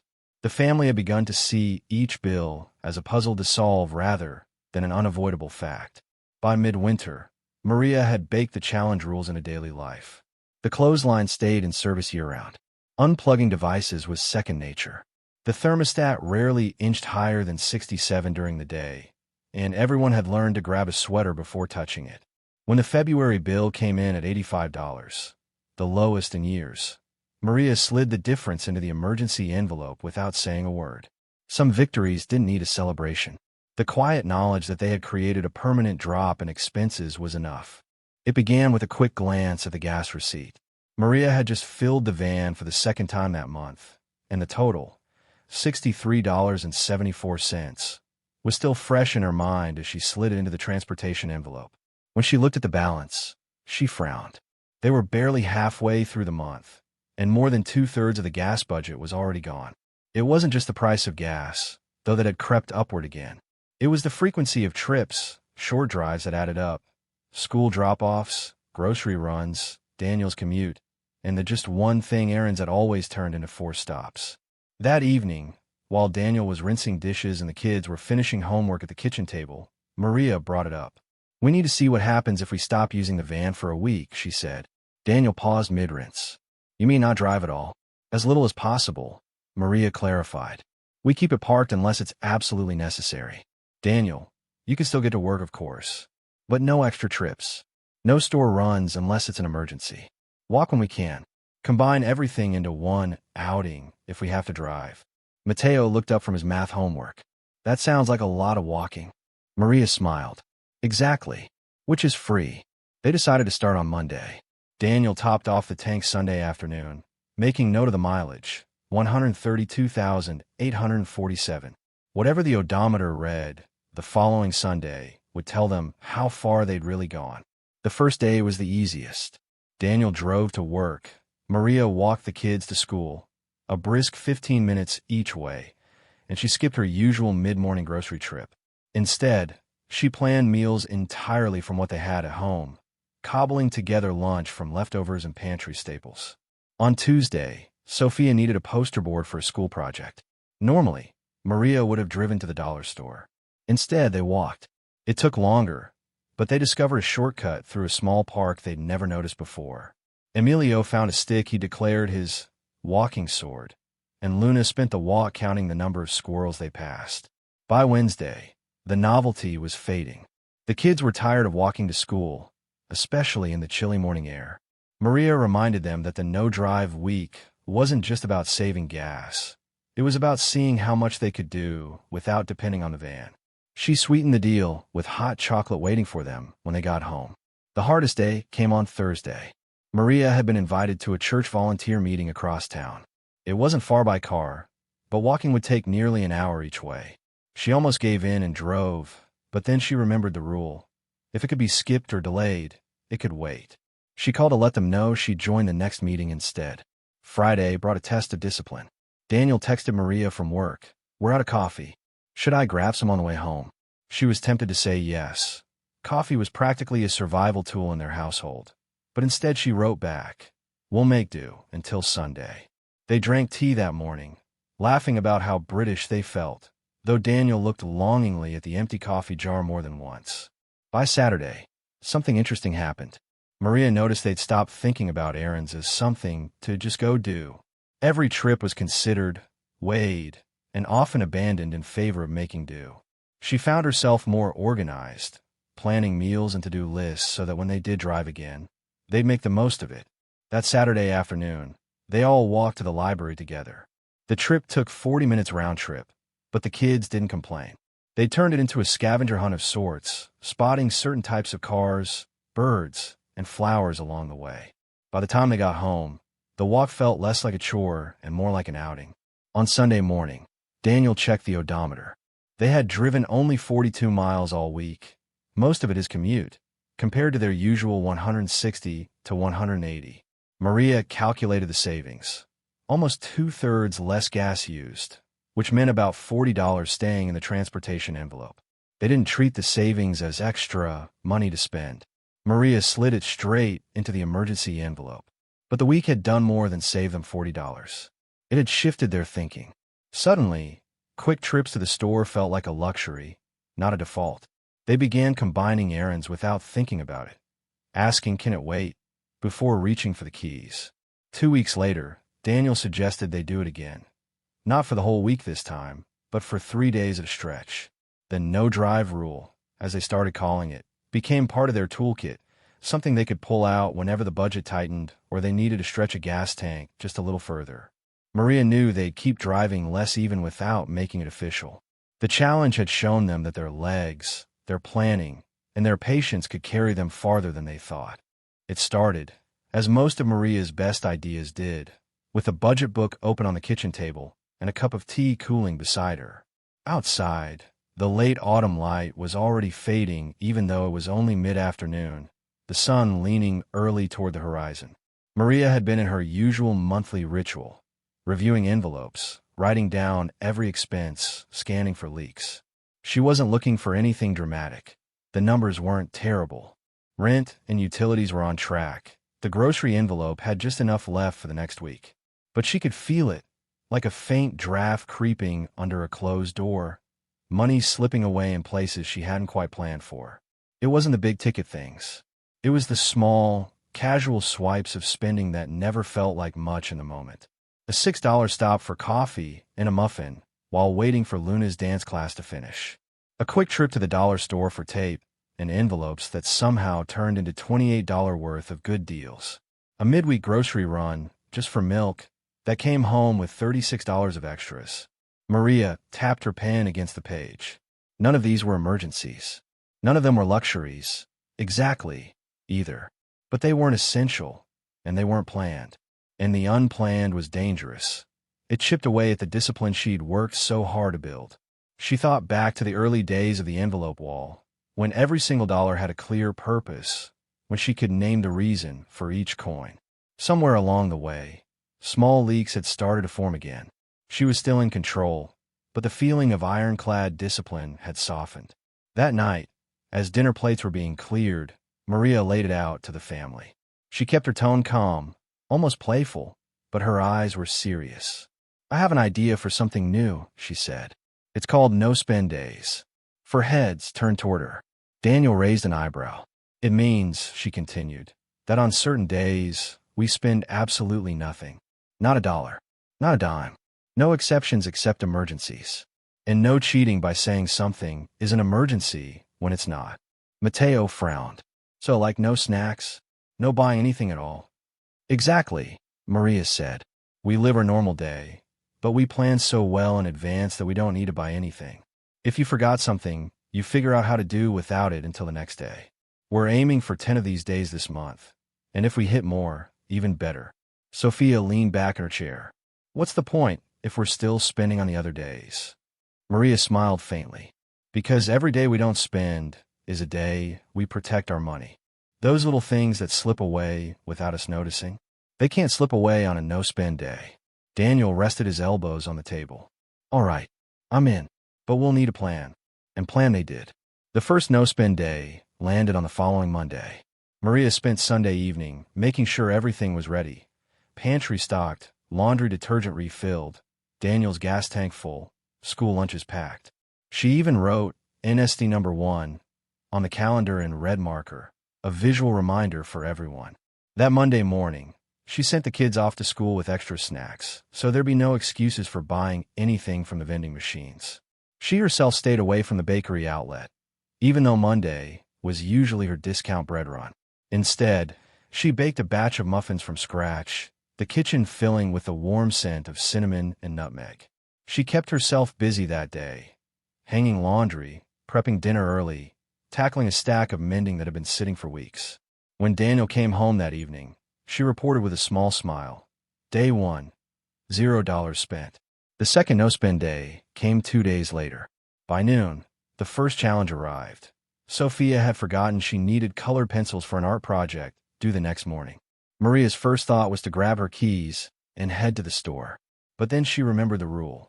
Instead, she dug through the desk drawer, past old birthday cards and stray paper clips, until she found a dusty box of colored pencils from an old-school supply kit. Sophia eyed them skeptically, but admitted they'd work. By the third no-spend day, something unexpected was happening. The family started anticipating problems before they happened. If they were running low on something, they spoke up in advance so it could be bought on a non-restricted day. They were thinking ahead. Planning had gone from Maria's responsibility to a family habit. One evening, Maria overheard Mateo telling Luna, "You can't ask for that tomorrow. It's a no-spend day." He said it not with annoyance, but with a kind of proud ownership, as though he were defending the family strategy. The real test came on a weekend. Weekdays were easy. Everyone was busy at school or work. But weekends were full of temptations. Trips to the park that ended with ice cream, quick runs to the store for just one thing, even small online purchases while relaxing at home. On Saturday morning, Maria gathered everyone in the kitchen. "Today's a no-spend day," she announced. "Let's see if we can make it through without even thinking about spending." The day unfolded differently than usual.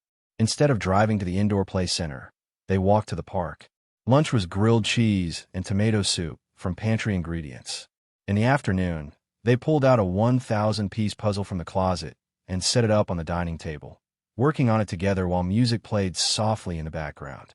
When dinner rolled around, instead of ordering pizza, which had been the easy weekend habit, Maria set out bowls of leftover vegetables, shredded cheese, and homemade dough, and let everyone make their own mini pizzas. The kids argued playfully over whose creation looked best. That night, as they cleared the table, Daniel said, "I think I actually enjoyed today more than a usual Saturday." Maria knew what he meant. It had felt intentional, not just another day that money drifted out of their hands. Still, there were moments of temptation. On the seventh no-spend day, Maria found herself craving her monthly cafe latte, the one indulgence she let herself enjoy without guilt. She could almost feel the warm ceramic cup in her hands, hear the hum of the cafe, smell the roasted beans. For a moment, she considered breaking the rule. Instead, she brewed a strong pot at home, poured it in her best mug, and took it to the porch. She sat in the cool air, listening to the birds settle in the trees, and realized that the thing she'd wanted most wasn't the coffee itself. It was the pause, the ritual. And she could create that for free. By the end of the month, they'd completed 12 no-spend days, 2 more than their original goal. Maria tallied the results. At least $150 avoided in drift spending, the kind of small purchases they barely remembered making before. But the bigger shift was invisible. Now, before buying anything, the question, "Can it wait until tomorrow?" had become automatic. And often, by tomorrow, they didn't need it at all. One evening, as Maria tucked Luna into bed, the little girl asked, "Are we doing more no-spend days next month?" Maria smiled and kissed her forehead. "Yes, because every day we don't spend is another day we keep our choices and our money in our own hands." It was the first Monday of February when Maria decided to try something she'd been thinking about for months. She was standing in front of the open refrigerator, scanning shelves of leftovers and half-used condiments, when it hit her. They had more food in the house than she realized. Not just the fridge.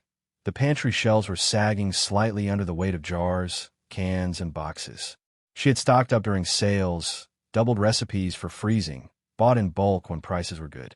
And yet, every week, she still found herself going to the grocery store for a few things. Those few things, she knew from experience, usually turned into $30 or $40 gone. She shut the fridge door and stood there for a moment, her mind starting to buzz. What if they simply didn't shop for a week? What if, instead of buying more, they made meals from what they already had? Even if it meant being creative, even if it meant no one's first-choice dinner was on the table. That evening at dinner, she brought it up. "I'm thinking we should do a pantry-only week," she said, looking from Daniel to the kids. "No grocery trips at all. We eat only what we already have." Daniel raised his eyebrows. "For a whole week?" "Yes," Maria said. "We've got more than enough food here. We just need to use it. It'll save us money and clear out the older stuff before it goes bad." Mateo poked at his rice. "What if we run out of snacks?" "Then we make snacks," Maria said. "Muffins, popcorn, whatever we can whip up from what's here. The point is to be resourceful." Sophia, who had been reading quietly through the conversation, finally looked up. "So basically it's like a game." "Exactly," Maria said, smiling. "The rules are simple. No grocery shopping, no takeout, no buying anything for the kitchen. We plan all meals from what's in the house, and we can get creative if we have to." The pantry-only challenge began the next morning. Maria started with a full inventory. She pulled everything out of the pantry: jars of pasta sauce, bags of dried beans, cans of corn and tuna, half-empty boxes of crackers. The freezer was stocked with frozen vegetables, chicken thighs, ground beef, and a few mystery containers labeled with dates from last fall. She grabbed her notebook and began writing lists: proteins, grains, vegetables, sauces. Ideas started forming: chicken stir-fry with frozen broccoli, bean and rice burritos, tuna salad sandwiches, soup from leftover roasted vegetables. Monday night's dinner was simple: spaghetti with tomato sauce from the pantry, topped with shredded cheese from the freezer. No garlic bread, no salad, just pasta and sauce. The kids looked mildly unimpressed, but ate without complaint. Tuesday brought the first creative challenge. The loaf of bread was down to its last few slices, not enough for everyone's lunch sandwiches. Normally, Maria would have picked up another loaf without thinking. Instead, she made a batch of biscuits in the morning and packed those for the kids' lunches with cheese slices and apple wedges. By Wednesday, the snack situation was looking sparse. The kids raided the fruit bowl, finishing the last bananas and oranges. Maria took it as an opportunity. She pulled out a bag of popcorn kernels and made a big batch on the stove, sprinkling it with cinnamon sugar. Emilio declared it better than chips. Midweek dinners became more inventive. One night was breakfast for dinner: pancakes made from a box mix that had been sitting untouched for months, scrambled eggs, and a jar of homemade applesauce from last summer's canning. Another night was vegetable soup, cobbled together from frozen peas, carrots, and corn, a can of tomatoes, and the last 2 potatoes in the pantry. Thursday afternoon brought a moment of near defeat. Daniel texted Maria from work. Coworker brought donuts. "Want me to bring one home for you?" Her first instinct was to say yes, but she stopped herself. The challenge wasn't just about food in the house. It was about not spending on anything edible outside of it. She sent back, "No thanks. were in pantry week mode. By Friday, the kids were more invested in the challenge than Maria expected. Sophia suggested making mystery muffins, using whatever fruit or chocolate they could find. Mateo asked if they could make homemade tortillas for bean burritos instead of buying wraps. Maria watched as the week shifted from feeling like deprivation to feeling like teamwork. Saturday night became the highlight. With the last chicken thighs from the freezer, a bag of rice, and a jar of teriyaki sauce, Maria made a stir-fry with the odds and ends of vegetables left in the crisper drawer.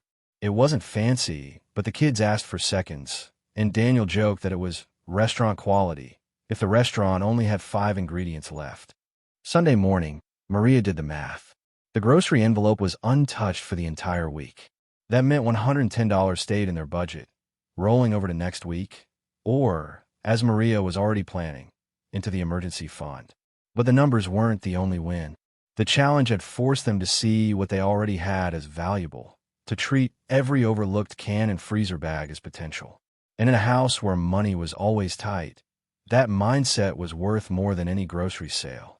That evening, as Maria wiped down the kitchen counters, she thought about the pantry shelves. They weren't empty, far from it, but they were lighter, more organized, and full only of food they actually wanted to use. She knew they'd do it again. Not every week. That would be exhausting, but maybe once every few months, as a reset. A reminder that abundance wasn't always about buying more, but about seeing enough in what you already had.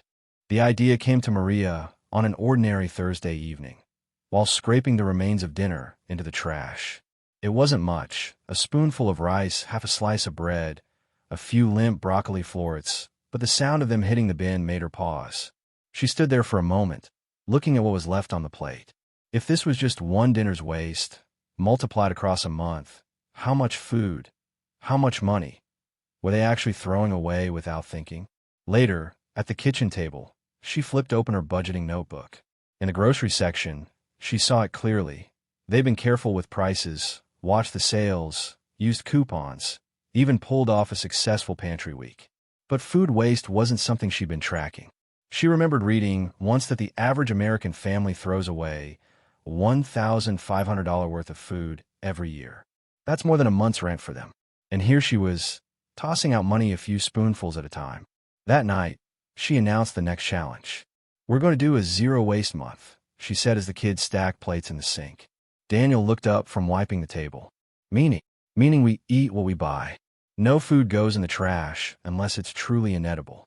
We'll plan better, portion better, store better, and use leftovers until they're gone. Sophia tilted her head. So, like, leftovers every night? Maria shook her head. Not exactly. We can turn leftovers into new meals. The point is to stop throwing away food and the money we spend on it. Mateo, always curious about numbers, asked, "How will we know if it's working?" "We'll track it," Maria said. "Every time something edible ends up in the trash, we'll write it down. And at the end of the month, we'll see how small that list can get." The first week was all about awareness. Maria started by reorganizing the fridge. The top shelf became the Eat Me First zone, a clearly labeled section for anything that needed to be used soon. She shifted older vegetables to the front of the crisper drawers and moved leftover containers in a plain sight instead of letting them hide behind milk cartons. One night, instead of cooking something new, she reheated a mix of leftover roasted chicken, mashed potatoes, and green beans. She plated them neatly and served them as if they were intentional. The kids barely noticed the difference. Daniel, however, caught on quickly. "This is Tuesday's dinner," he said with a grin. Maria shrugged. Rebranded. By the second week, they were in problem-solving mode. The bread was starting to go stale. Normally, half a loaf might end up in the trash. Instead, Maria turned it into croutons for salads and bread pudding for dessert.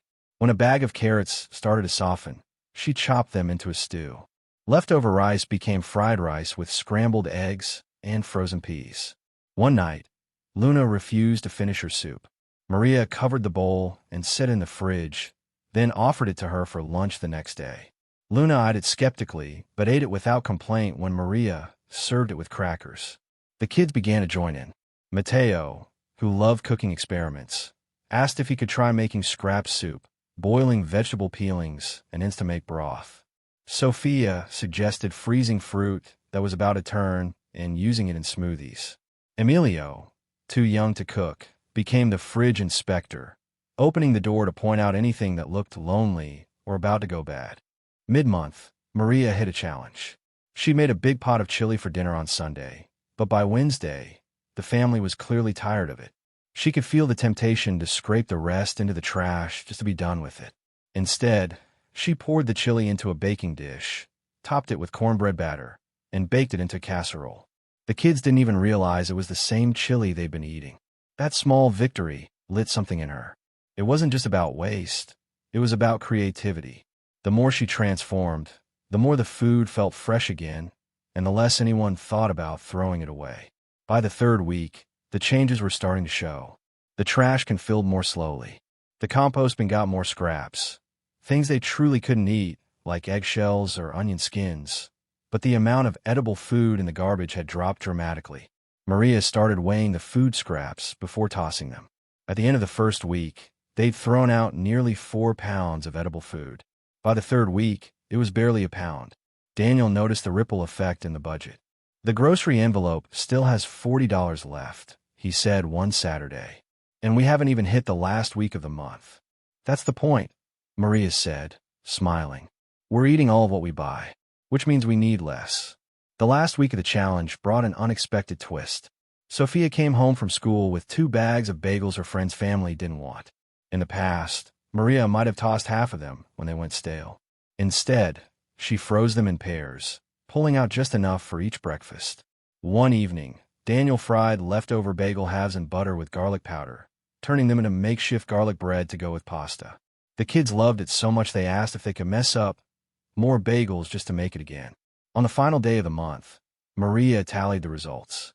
In 4 weeks, the family had thrown away just under 3 pounds of edible food, compared to the nearly 4 pounds from the first week alone. The grocery envelope had $68 unspent, which she moved straight into the emergency fund. But the bigger change was harder to measure: the way they looked at food now. No one automatically scraped plates into the trash. Leftovers were no longer an afterthought. They were a starting point. Even the youngest kids were thinking ahead, saving uneaten toast for breadcrumbs, keeping orange peels for zest. That night, Maria stood in the quiet kitchen, looking at the Eat Me First shelf. It was nearly empty, just a jar of soup, a slice of cake Daniel had saved for her, and a small bowl of leftover rice. She felt a quiet satisfaction settle over her. The zero-waste month had started as a budget experiment, but it had become something bigger, a shift in values.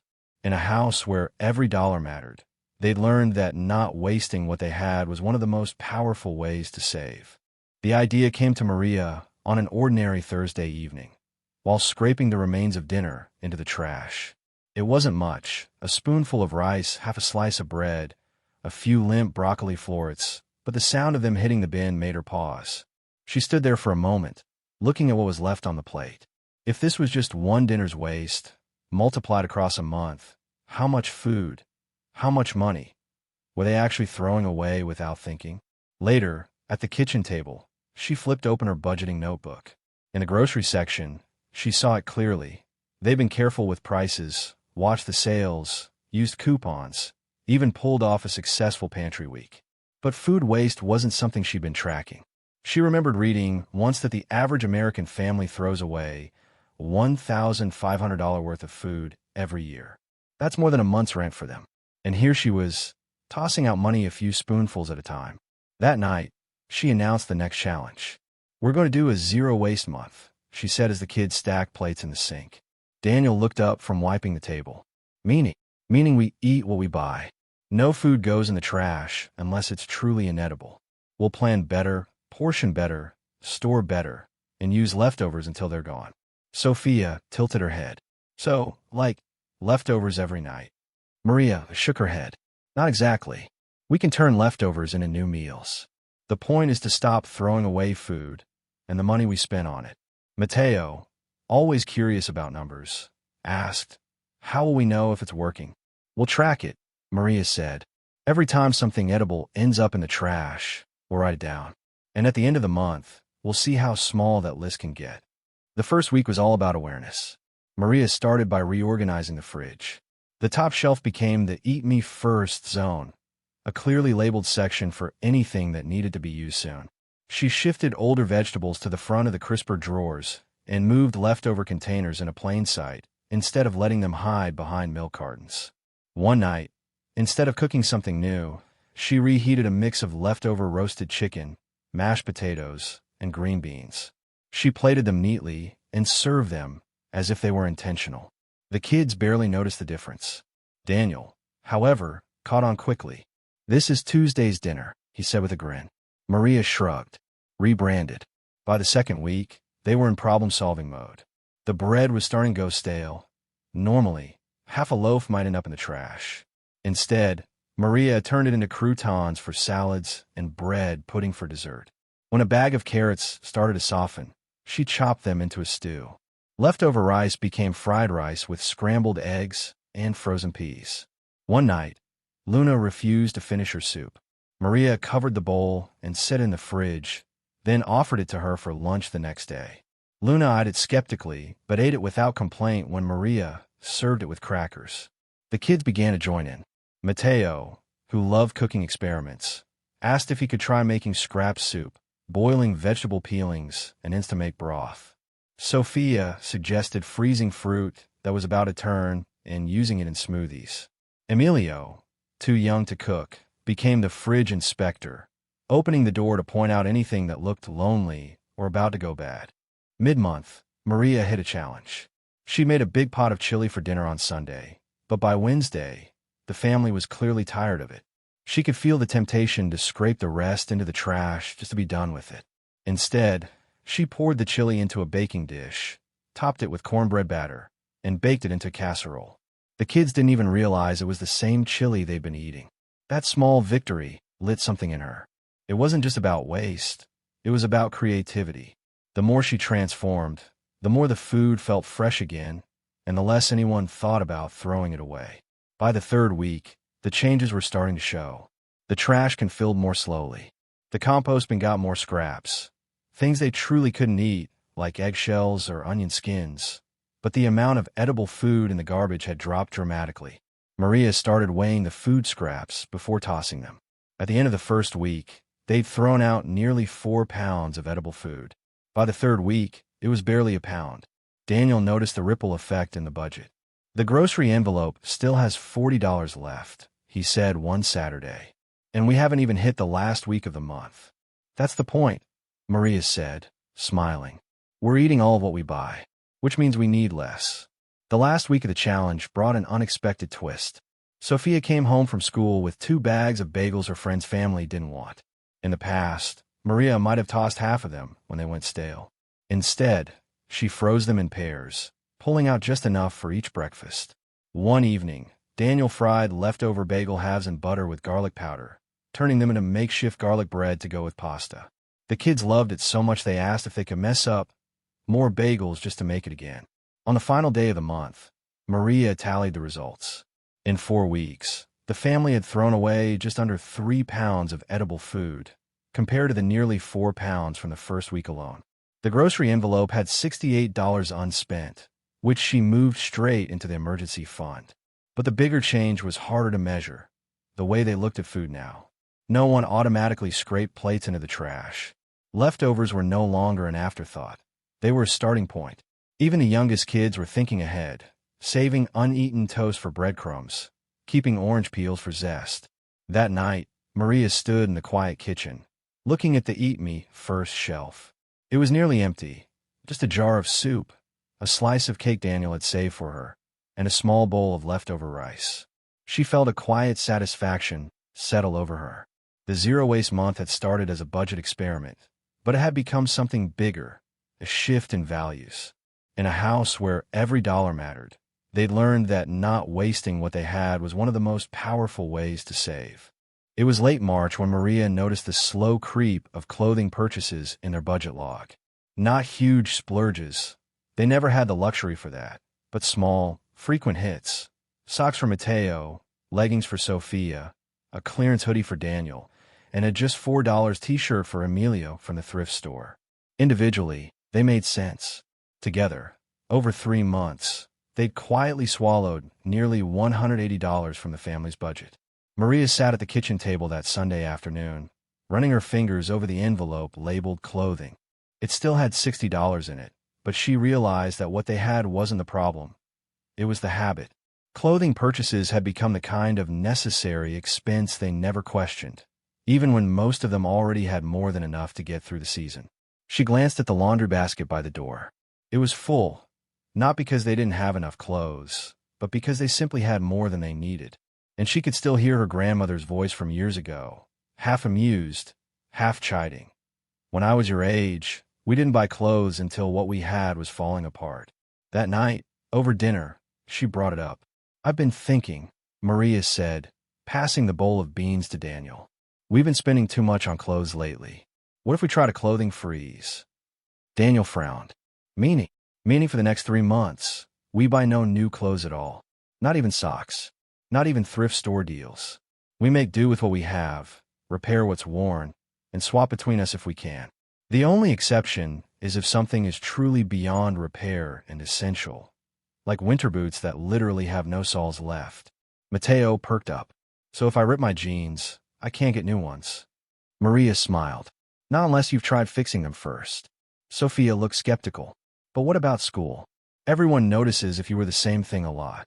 Maria met her gaze. Then we get creative with combinations. Layers, accessories. You'll be surprised what you can do without buying something new. Daniel chuckled. Guess it's time I learn to patch holes. The next morning, Maria set the rules in motion.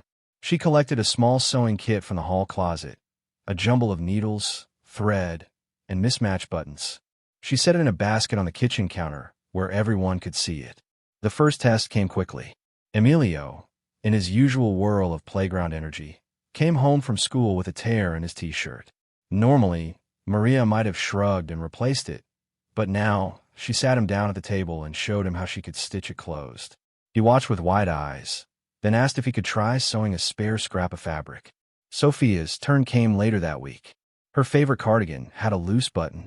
Instead of tossing it aside for later, she reattached it herself after Maria showed her how. She grinned when she wore it to school the next day, proudly telling her friend, I fixed it myself. By week 2, the freeze had turned into a kind of family experiment. Maria challenged each of them to find at least one clothing item they could repurpose. Daniel dug out an old flannel shirt with worn elbows and cut the sleeves to make his summer work shirt. Mateo found a hoodie with a broken zipper and replaced it with buttons. Sophia tied an old scarf into a headband. Even Luna got in on it, turning a pair of outgrown leggings into sleeves for her stuffed animal. Maria, for her part, repaired the hem of her favorite dress and dyed a faded blouse with leftover fabric dye she'd forgotten she had. Midway through the first month, temptation came knocking. While running an errand for school supplies, Maria passed a rack of clearance shoes outside the thrift store. A pair of nearly new sneakers in Mateo's size caught her eye. Only $6. She picked them up, turning them over in her hands. The soles were perfect. He'd definitely need a new pair before summer. The bargain hunter in her whispered, get them now before someone else does. But the challenge rules were clear. No buying unless it was essential right now. She set them back down and walked away, reminding herself that discipline meant passing up even the good deals when they weren't necessary. By the start of month 2, something had shifted. The family no longer defaulted to buy when something was worn or disliked. They asked, can we fix it, or can we make it work another way? One Saturday, they spent the afternoon having what Maria dubbed clothing clinic. They set up in the living room with a pile of worn items and went through them one by one. Daniel patched a pair of his work pants. Sophia sewed a patch shaped like a star onto her backpack. Mateo hemmed a pair of shorts that were too long. Emilio decorated the knee patches on his jeans with fabric paint. It wasn't just frugal, it was bonding. They laughed at crooked stitches, admired creative fixes, and ended the day with a sense of accomplishment that went beyond saving money. Of course, there were challenges. Sophia's sneakers developed a tear near the toe in the second month, and she groaned at the thought of wearing them patched. Maria talked her through the repair, showing her how to use an iron-on patch from the sewing kit. It's not perfect, Sophia admitted afterward, but it's better than throwing them out. Daniel wore through a pair of work socks, the holes too big to mend. This was one of the rare exceptions to the freeze. Socks for work counted as essential.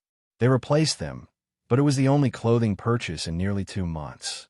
By the time the third month rolled in, the clothing freeze no longer felt like a restriction. It had become second nature. They'd gotten better at taking care of what they had, hanging sweaters instead of tossing them in a heap, spot cleaning small stains instead of washing the whole item unnecessarily, storing shoes properly. Maria even noticed the laundry loads had gotten smaller. Fewer clothes in rotation meant they wore each item more before washing, saving water and detergent in the process. When the freeze ended, Maria tallied the results. Over 3 months, they'd spent just $8 on clothing, the replacement sock for Daniel, compared to the nearly $180 they'd spent in the 3 months before. That meant $172 stayed in their budget, most of which went into the emergency fund. But more than that, the freeze had changed their habits. No one was buying just because something was on sale. Repairs had become the first instinct, and in a family where every dollar counted, that instinct was worth more than any discount rack. That night, as Maria folded the last load of laundry for the week, she thought about how much they'd learned. The clothing freeze might be over, but the mindset was here to stay. In the envelope wall, the clothing envelope now felt less like a constant drain and more like a reserve, something they could actually let grow until a real need came along. The envelope wall stood silently against the kitchen's far corner, the same place it had been for more than a year now. The paper envelopes, neatly labeled in Maria's careful handwriting, were a little worn at the edges, softened from months of use. The pushpins that held them in place were still firm, though a few had shifted as categories grew or shrank over time. It was late evening, the house unusually quiet. The kids were already asleep. Daniel was in the living room reading, the low hum of the floor lamp buzzing softly.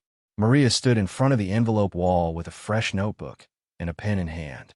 She wasn't here to make changes, not tonight. She was here to take stock. It had been almost exactly a year since they'd committed fully to their envelope wall system.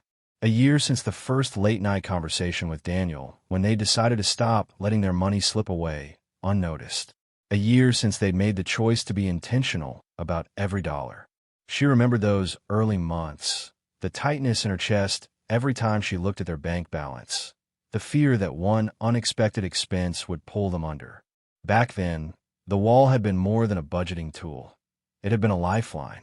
Now, as she traced her fingertips over the familiar labels, rent, groceries, utilities, emergency fund, school, clothing, she realized the feeling had shifted. The wall wasn't a lifeline anymore. It was a foundation. In the months since they'd begun, each envelope had carried not just money, but stories. The grocery envelope had seen the discipline of no-spend days, the creativity of pantry-only week, the mindfulness of zero-waste month.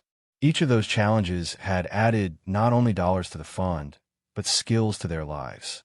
The clothing envelope, once a revolving door of small purchases, had grown fat during the clothing freeze challenge. They had patched and mended, swapped and shared. They had learned to resist the pull of the clearance rack, even when just this once whispered in their ears. The emergency fund envelope, once a flat, almost symbolic pouch with only a few bills inside, was now thick enough to give Maria a deep sense of security. It didn't make them wealthy, not by anyone's measure, but it meant a flat tire or a sudden medical bill wouldn't undo them. That knowledge had changed the way she slept at night. She thought about the moments that hadn't made it into the neat rows of budget numbers. Like the night she'd sat at the table, resisting the cafe latte, craving and finding her own way to recreate the moment at home. Or the Saturday afternoon when they turned a rainy day into a clothing clinic, laughter and crooked stitches filling the room. Or the Sunday evening when the fridge had been nearly empty, but they made a feast from scraps. A little rice, a few eggs, a handful of frozen vegetables. That meal had tasted better than many they'd bought with money they didn't really have to spend. These weren't just budget victories. They were the quiet proof that life's richness didn't depend on the price tag. Maria sat down at the kitchen table, pen in hand, and began writing. Not numbers this time, but words, the lessons they'd learned in their year of enough. They had learned that discipline was not a punishment, but a freedom. The ability to choose where their money went instead of wondering where it had gone. They had learned that creativity thrived under limits. A nearly empty pantry could be a spark for invention, not just a reason for worry. They had learned that value is not in owning more, but in making more of what they already had. She thought about the kids, how each of them had absorbed the lessons in their own way. Sophia had grown more confident in her ability to fix or adapt clothes, proud to show her friends how she'd save her favorite cardigan. Mateo had become the budget detective, spotting ways to use things before replacing them. Luna had developed a small but fierce sense of ownership over the family's no-spend days, always reminding them when one was coming up. Emilio, though still little, had learned that leftovers wasn't a bad word. Sometimes it meant cookies the next day. Daniel, too, had changed. In the early days, he'd gone along with Maria's plans because he trusted her. But over time, he'd taken more ownership. He was the one who now reminded her to check for sales before making a purchase, the one who suggested new challenges to stretch the budget further. They had become a team, and the wall, this simple, visible, handmade thing, had been their scoreboard. Maria rose from the table and crossed to the cupboard. She took out the envelope marked savings and pulled it open. Inside, along with the cash, was a folded sheet of paper, a goal tracker they'd made months ago, filled with hand-drawn boxes they'd colored in as the savings grew. They hadn't reached the final box yet, but they were close. Close enough that she could see it in her mind. The day they'd hit that number, the day they could say with certainty that they had built a cushion big enough to catch them if they stumbled. And when they did, she knew they wouldn't stop. Because the point of the envelope wall wasn't just to get them to a single goal. It was to change the way they lived every day. She walked to the window, looking out at the quiet street. The houses were dark except for the occasional porch light. In the distance, a car passed slowly, tires whispering over the asphalt. A year ago, she might have looked out at those houses and wondered if everyone else was doing better than they were, if the neighbors had more money, more security, more ease. But tonight, she didn't feel that pull. She felt steady. Not rich, not finished, but steady. The next morning, Maria gathered the family in the kitchen before school and work. She pointed to the envelope wall. This, she said, isn't just about money anymore. It's about us knowing we can handle whatever comes. Daniel nodded, his hand resting lightly on her shoulder. The kids, still a little sleepy, listened quietly. We've spent a year learning how to make enough, she continued. And I think that's worth more than anything we could buy. Sophia smiled faintly. Mateo gave a small, approving nod. Luna leaned against her mother's side. Emilio, not fully grasping the meaning, grinned because everyone else seemed happy. That night, after the kids were in bed, Maria took one last look at the wall before turning out the kitchen light. The envelopes weren't perfect. Some were thinner than she wanted them to be. Others were fuller than she'd imagined possible when they'd started. But together, they told a story of a family who had learned, month by month, envelope by envelope, that security wasn't about having everything. It was about making the most of what you had, and trusting yourself to keep building from there. The wall would be there tomorrow, and the next day, and the day after that. And so would they. Because now, they weren't just surviving. They were living their year of enough. And they knew, finally, that it could be the first of many.